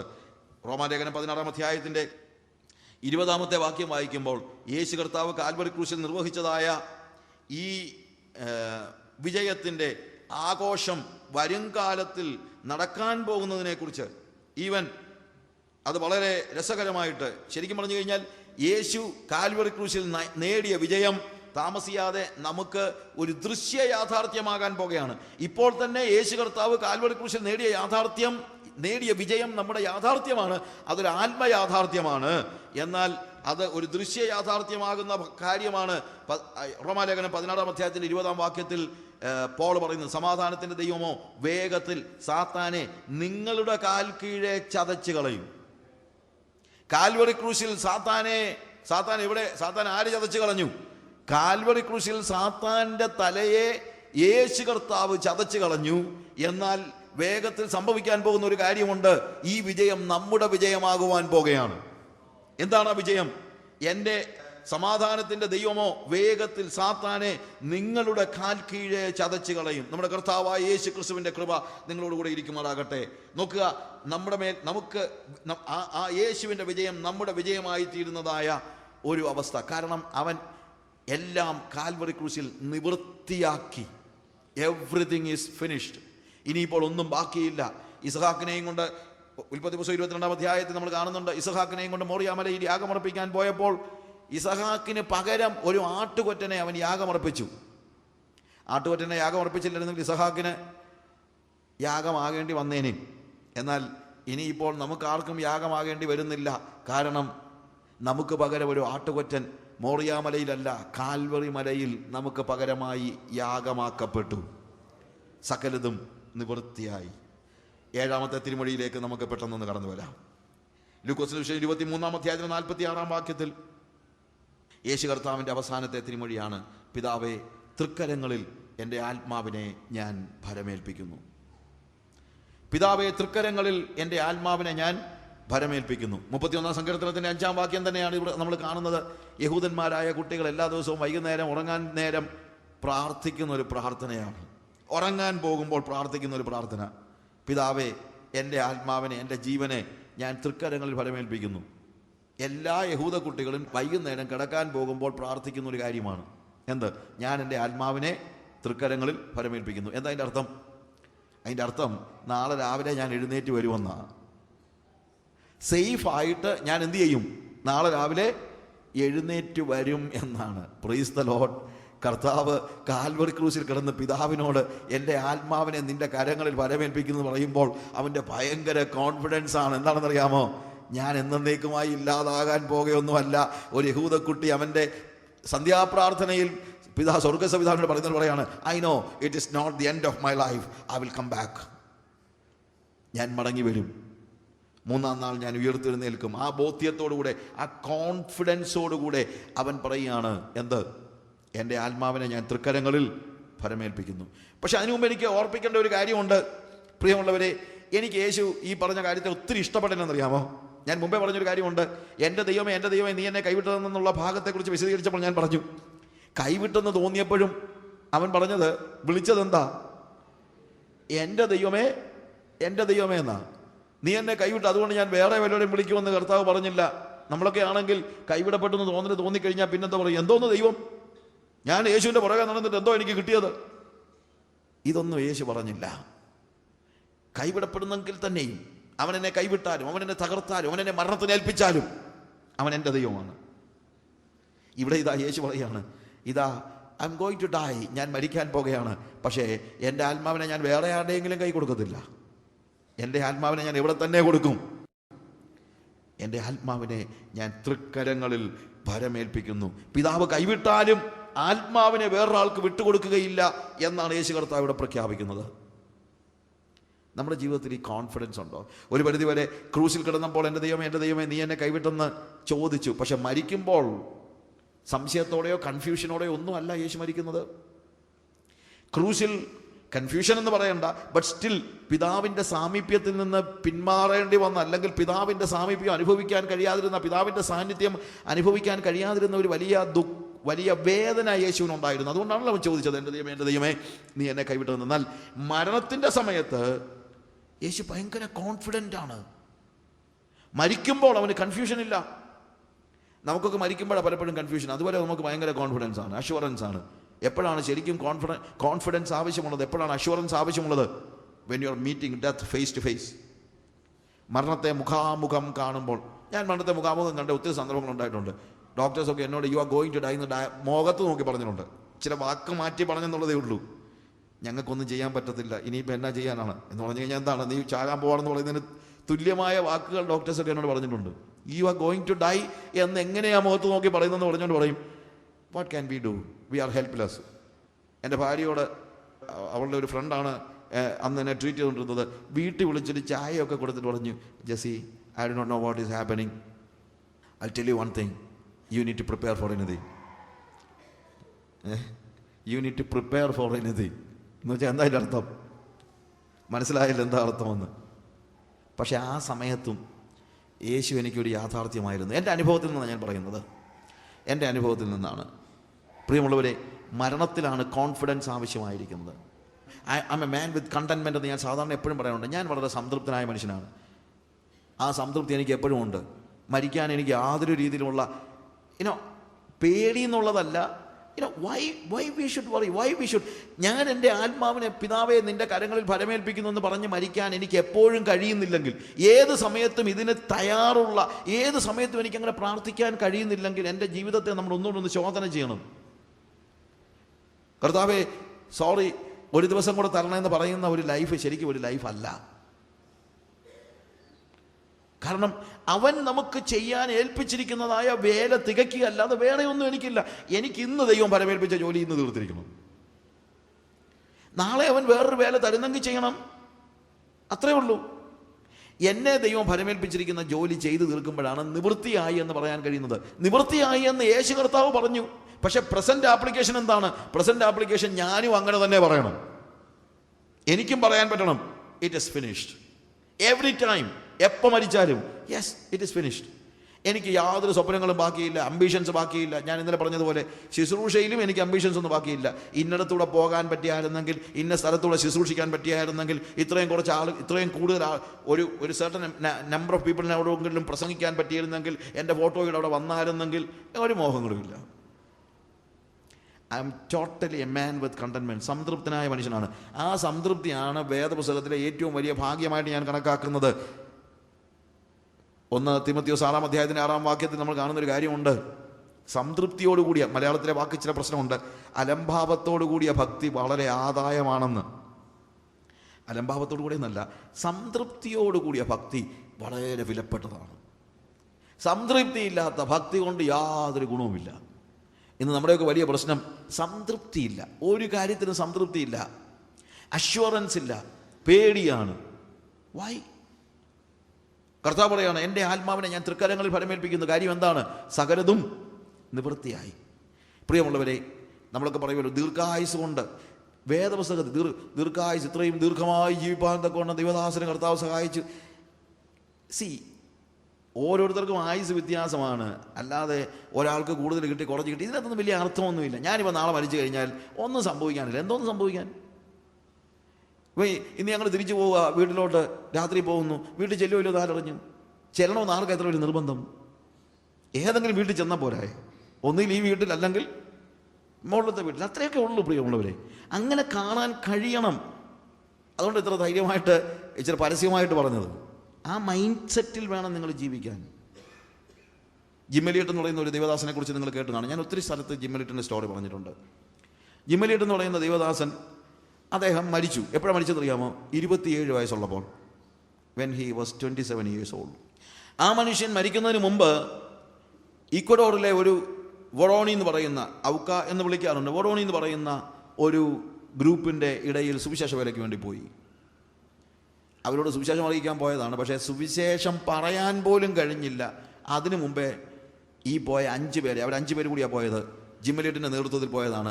5 പേരെയും വൊറോണികൾ, ഔക്ക ജാതിക്കാർ, അവരെ കുന്തമെറിഞ്ഞു കൊന്നു. അതായത് സുവിശേഷം പറഞ്ഞ് സ്വീകരിച്ചൊന്നുമല്ല, സുവിശേഷം പറയുന്നതിന് മുമ്പ്, സുവിശേഷം അറിയിക്കുന്നതിന് മുമ്പ്. മരിക്കുമ്പോൾ ജിമ്മലിയട്ടിൻ്റെ പ്രായം 27 വയസ്സ്. ഭാര്യയും 2.5 വയസ്സുള്ളൊരു കുഞ്ഞുമുണ്ട്. നമ്മളൊക്കെ പറയും, ഓ ഭയങ്കര കഷ്ടമായിപ്പോയി, ഒരു വലിയ ട്രാജഡി അല്ലേ. അദ്ദേഹത്തിൻ്റെ ഡയറിയിൽ അദ്ദേഹം എഴുതിയിരുന്ന ഒരു പ്രാർത്ഥനയുണ്ട്. ആ പ്രാർത്ഥന പറയുന്നത്, കർത്താവേ, ഞാൻ ഒരു ദീർഘായുസിന് വേണ്ടി നിന്നോട് അപേക്ഷിക്കുന്നില്ല. ഞാൻ അപേക്ഷിക്കുന്നത് പൂർണ്ണതയുള്ള ഒരു ആയുസിന് വേണ്ടിയാണ്, നിൻ്റേതുപോലെ. I am not asking you to give me a long life, but a full life like yours. നിൻ്റേതുപോലെ എന്ന് വെച്ചാൽ എന്താ അതിൻ്റെ അർത്ഥം? യേശുവിൻ്റെ ആയുസ്സും എങ്ങനെയുള്ളതല്ലായിരുന്നു? ദീർഘായുസായിരുന്നില്ല. എങ്ങനെയുള്ളതായിരുന്നു? പൂർണ്ണതയുള്ളതായിരുന്നു. കാര്യം മരിച്ചപ്പോൾ പറഞ്ഞത് സകലതും നിവൃത്തിയായി. സകലതും നിവൃത്തിയായെന്ന് പറയാൻ മാനുഷികമായി പറ്റാത്ത ഒരവസ്ഥയിലാണ് ജിമ്മലിയട്ട് മരിക്കുന്നത്. കാര്യം എന്താ? ചെന്ന സ്ഥലത്ത് സുവിശേഷം അറിയിക്കാൻ പോലും പറ്റിയില്ല. അതിനു മുമ്പാണ് മരിച്ചത്. അതെങ്ങനെയാണ് പൂർണ്ണതയുള്ളൊരു ആയുസാകുന്നത്? അയാൾ പൂർണ്ണതയുള്ളതിന് മുമ്പേ മരിച്ചതെന്നല്ല നമുക്ക് പറയാൻ പറ്റുള്ളൂ. അല്ല പ്രിയമുള്ളവരെ. ചില നാളുകൾക്ക് ശേഷം അയാളുടെ ഭാര്യ എലിസബത്ത്, അവൾ മിഷൻ ഓർഗനൈസേഷനിൽ പറഞ്ഞു, എൻ്റെ ഭർത്താവ് മരിച്ച സ്ഥലത്തേക്ക് ഞാൻ പോകുകയാണ് സുവിശേഷവുമായി. മിഷൻ ഓർഗനൈസേഷനുള്ള എല്ലാവരും എതിർത്തു. ലിസ്, നിൻ്റെ ഭർത്താവിനെ കൊന്നവരെ നിന്നെയും കൊല്ലും. ആരും സമ്മതിച്ചില്ല. പക്ഷെ അവൾ സ്ട്രോങ് ആയിട്ട് പറഞ്ഞു, a philosophy that is not worth dying is not worth living. മരിക്കാൻ കൊള്ളാത്ത ഒരു സന്ദേശം, ഒരു തത്വശാസ്ത്രം ജീവിക്കാനും കൊള്ളത്തില്ലെന്ന്. മരിക്കാൻ കൊള്ളാത്ത ഒരു തത്വശാസ്ത്രം ജീവിക്കാനും കൊള്ളത്തില്ല. അവളുടെ നിർബന്ധം സഹിക്കാൻ വയ്യാഞ്ഞിട്ട് അവളെ ഈ സ്ഥലത്തേക്ക് പോകുവാൻ മിഷൻ ഓർഗനൈസേഷൻ അനുവദിച്ചു. അവളവിടെ പോയി. അവളെ ആരും കൊന്നില്ല. എന്താ സംഭവിച്ചെന്നറിയാമോ? ഈക്വഡോറിലെ വൊറോണി എന്ന് പറയുന്ന ട്രൈബിലെ മുഴുവൻ ആളുകളും കർത്താവിനെ സ്വീകരിച്ചു. മുഴുവൻ ആളുകളും, ഇൻക്ലൂഡിങ് ഈ ജിം എലിയട്ടിനെ കൊന്ന ആ കുന്തമെറിഞ്ഞ മേർഡറേഴ്സ് ഉൾപ്പെടെയുള്ള എല്ലാവരും യേശു കർത്താവിനെ സ്വീകരിച്ചു. കുറച്ചുകൂടെ കൂട്ടി പറഞ്ഞാൽ, കുറച്ചുകൂടെ ബാക്കിയുള്ള സ്റ്റോറി പറഞ്ഞാൽ, അതിനകത്ത് ഒരു കൊലപാതകിയായിരുന്ന ജിമ്മലിയട്ടിൻ്റെ കൂട്ടത്തിലുണ്ടായിരുന്ന 5 പേരുണ്ട്. ഈ 5 പേരെയും കൊല്ലുന്നതിന് കൊലപാതകിയായിരുന്ന ഒരു വ്യക്തി, ആ വ്യക്തി ബൈബിൾ സ്കൂളിൽ പഠിച്ച് ആ സഭയുടെ പാസ്റ്ററായി. ആ സമയത്ത് അന്ന് മരിച്ച നെയ്റ്റ് സെയിൻറ്റ് എന്ന് പറയുന്ന ഒരു പൈലറ്റ് ഉണ്ടായിരുന്നു. അയാളുടെ മകന് ബാപ്റ്റിസം കൊടുക്കേണ്ട സമയത്ത് അയാളുടെ അപ്പനെ കൊന്നയാൾ പാസ്റ്ററായി. ആ പാസ്റ്ററാണ് ഈ മോന് ബാപ്റ്റിസം കൊടുത്തത്. ഞാൻ പറഞ്ഞ മനസ്സിലായല്ലോ. ജിം എലിയട്ടിൻ്റെ ലൈഫ് ഒരു ലോങ് ലൈഫ് അല്ലായിരുന്നു, പക്ഷെ എങ്ങനെയുള്ളതായിരുന്നു? Full life. ഞാനൊരു കാര്യം പലപ്പോഴും ആളുകൾ ചോദിക്കാറുണ്ട്. 40 കൊല്ലം കൊണ്ട് ചെയ്തു തീരേണ്ട ഒരു ജോലി ദൈവം നമ്മളെ ഭരമേൽപ്പിച്ചെങ്കിൽ, 40 വർഷം കൊണ്ട് ദൈവം നമ്മളെ ഭരമേൽപ്പിച്ച ജോലി ചെയ്ത് തീർത്താൽ പിന്നെ എന്തിനാ നമ്മൾ 80 വയസ്സ് വരെ ജീവിക്കേണ്ട കാര്യമുണ്ടോ? ഇല്ലല്ലോ. 40 വർഷം കൊണ്ട് ചെയ്തു തീർക്കേണ്ട ഒരു ജോലി ദൈവം നമ്മളെ ഏൽപ്പിച്ചു. 40 വർഷം കൊണ്ട് അത് ചെയ്ത് തീർത്താൽ എന്തിനാ നിങ്ങൾ പിന്നെ 80 വയസ്സ് വരെ ജീവിക്കുന്നത്? ഇനി അതിൻ്റെ മറുവശം കൂടെ പറയാം.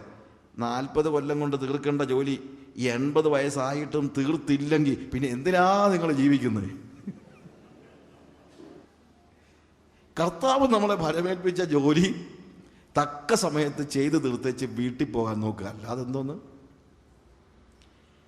ആ ഒരു ആറ്റിറ്റ്യൂഡ് നമുക്കുണ്ടാകണം. അത് ആർക്കാ പറ്റുന്നതെന്നറിയാമോ? കർത്താവിന് വേണ്ടി ജീവിക്കുന്നവർക്കാണ്. നമുക്ക് വേണ്ടി തന്നെ ജീവിക്കുന്നവൻ ഒരിക്കലും അങ്ങനെ ചെയ്യത്തില്ല. അതിന് കഴിയത്തില്ല. എന്നാൽ ക്രൂശിൽ നമ്മൾ കാണുന്നത് എന്താണ്? ഞാൻ സാധാരണ പറയാറുണ്ടല്ലോ, ക്രൂശിൽ നമ്മൾ കാണുന്നത് a man who lived for others and a man who died for others. ക്രൂശിൽ നമ്മൾ കാണുന്നത് മറ്റുള്ളവർക്ക് വേണ്ടി ജീവിക്കുകയും മറ്റുള്ളവർക്ക് വേണ്ടി മരിക്കുകയും ചെയ്തവനായ ഒരു വ്യക്തി. 6 ദിവസം കൊണ്ട് യഹോവ സൃഷ്ടി പൂർത്തിയാക്കിയെങ്കിൽ 6 മണിക്കൂർ കാൽവറി ക്രൂശിൽ കിടന്നുകൊണ്ട് യേശു കർത്താവ് നമ്മുടെ വീണ്ടെടുപ്പ് പൂർത്തിയാക്കി. 6 ദിവസം കൊണ്ട് ദൈവം സൃഷ്ടി പൂർത്തിയാക്കിയെങ്കിൽ 6 മണിക്കൂർ കാൽവറി ക്രൂശിൽ കിടന്നുകൊണ്ട് യേശു കർത്താവ് അവൻ്റെ ദൗത്യം, വീണ്ടെടുപ്പിൻ്റെ ദൗത്യം പൂർത്തിയാക്കി. 9-ാം മണി നേരം എന്ന് പറഞ്ഞാൽ വൈകുന്നേരം 3-ാം മണി നേരമായപ്പോൾ യേശു ഉറക്ക നിലവിളിച്ച് പ്രാണനെ വിട്ടു. പിതാവേ, എൻ്റെ ആത്മാവിനെ ഞാൻ തൃക്കരങ്ങളിൽ ഭരമേൽപ്പിക്കുന്നു. കോൺഫിഡൻസോടുകൂടെ, വളരെ വലിയ കോൺഫിഡൻസോടുകൂടെ. അപ്പോഴെന്താ സംഭവിക്കുന്നത്?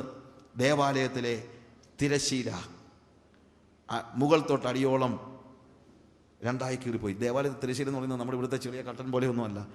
1 ഇഞ്ച് തിക്കാണത്. 1 ഇഞ്ച്. ഇറ്റ്സ് വെരി തിക്ക്.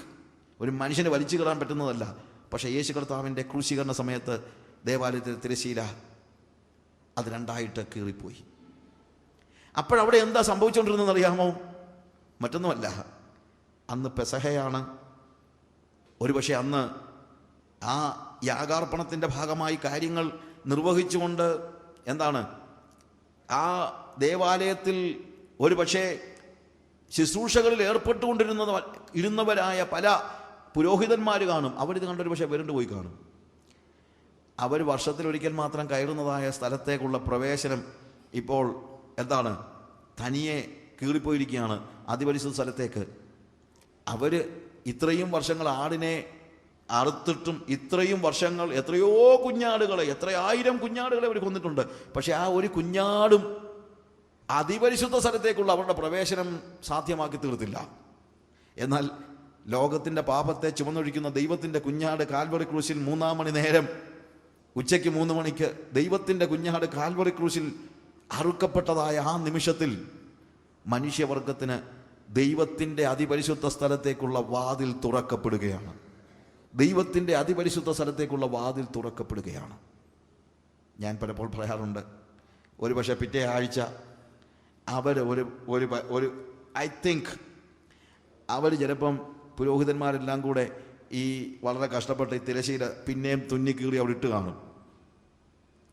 സ്വാഭാവികമായിട്ടും അതങ്ങനെ ഇട്ടേക്കാൻ പറ്റത്തില്ലല്ലോ. അതുകൊണ്ട് അവർ തയ്യൽ എല്ലാം കൂടെ നടത്തി ചിത്ര തയ്യലൊക്കെ ചെയ്ത് അത് കാണാതെ ഡൗൺ ചെയ്തൊക്കെ പിന്നെയും ഇട്ട് കാണും. പക്ഷേ 40 ദിവസം കഴിഞ്ഞപ്പോൾ ഒരു ദിവസം യേശു കർത്താവ് എന്ത് ചെയ്തെന്നറിയാമോ? ആകാശത്തിൻ്റെ തിരശ്ശീലകളെ കീറി സ്വർഗത്തിലേക്ക് കയറിപ്പോയി. ഞാൻ സമയക്കുറവ് കൊണ്ട് പെട്ടെന്ന് പറഞ്ഞു പോകുകയാണ്. അപ്പോസ്തലർ പ്രവൃത്തി 1-ാം അധ്യായത്തിൽ നമ്മൾ കാണുന്നതാണ്. അവൻ ഒരു മേഘം അവനെ മറച്ചു. ആകാശത്തിൻ്റെ കീറലുകൾ അവിടെ ബാക്കി നിൽക്കുകയാണ്. എന്നിട്ട് ദൂതന്മാർ നോക്കി നിൽക്കുന്ന ആളോട് ചോദിച്ചു, ഗലീല പുരുഷന്മാരെ, നിങ്ങൾ ആകാശത്തേക്ക് നോക്കി നിൽക്കുന്നത് എന്ത്? നിങ്ങളെ വിട്ട് സ്വർഗാരോഹണം ചെയ്തവനായ യേശു നിങ്ങൾ കണ്ടതുപോലെ അവൻ വീണ്ടും മടങ്ങി വരും. ദേവാലയത്തിൻ്റെ തിരശ്ശീലയുടെ കീറൽ അടച്ചു. പക്ഷേ യേശു ആകാശത്തിലേക്ക് കയറിപ്പോയ ആകാശത്തിൻ്റെ കീറലുകൾ അടഞ്ഞിട്ടില്ല. അതത് തുറന്നു തന്നെ കിടക്കുകയാണ്. ഈ വരുന്ന ഒരു ദിനം അവൻ മടങ്ങി വരും. Is coming back. നമ്മുടെ കണ്ണുകളെ നമുക്ക് അടയ്ക്കാം. ഹല്ലേലൂയ.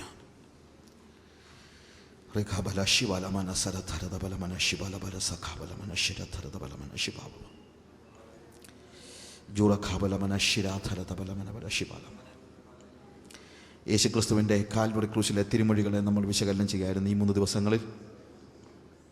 ഓരോ ഭാഗങ്ങളിലും വ്യത്യസ്തമായ നിലയിൽ അതിൻ്റെ പ്ലെയിനായിട്ടുള്ള അർത്ഥങ്ങളെ നമ്മൾ പഠിച്ചു.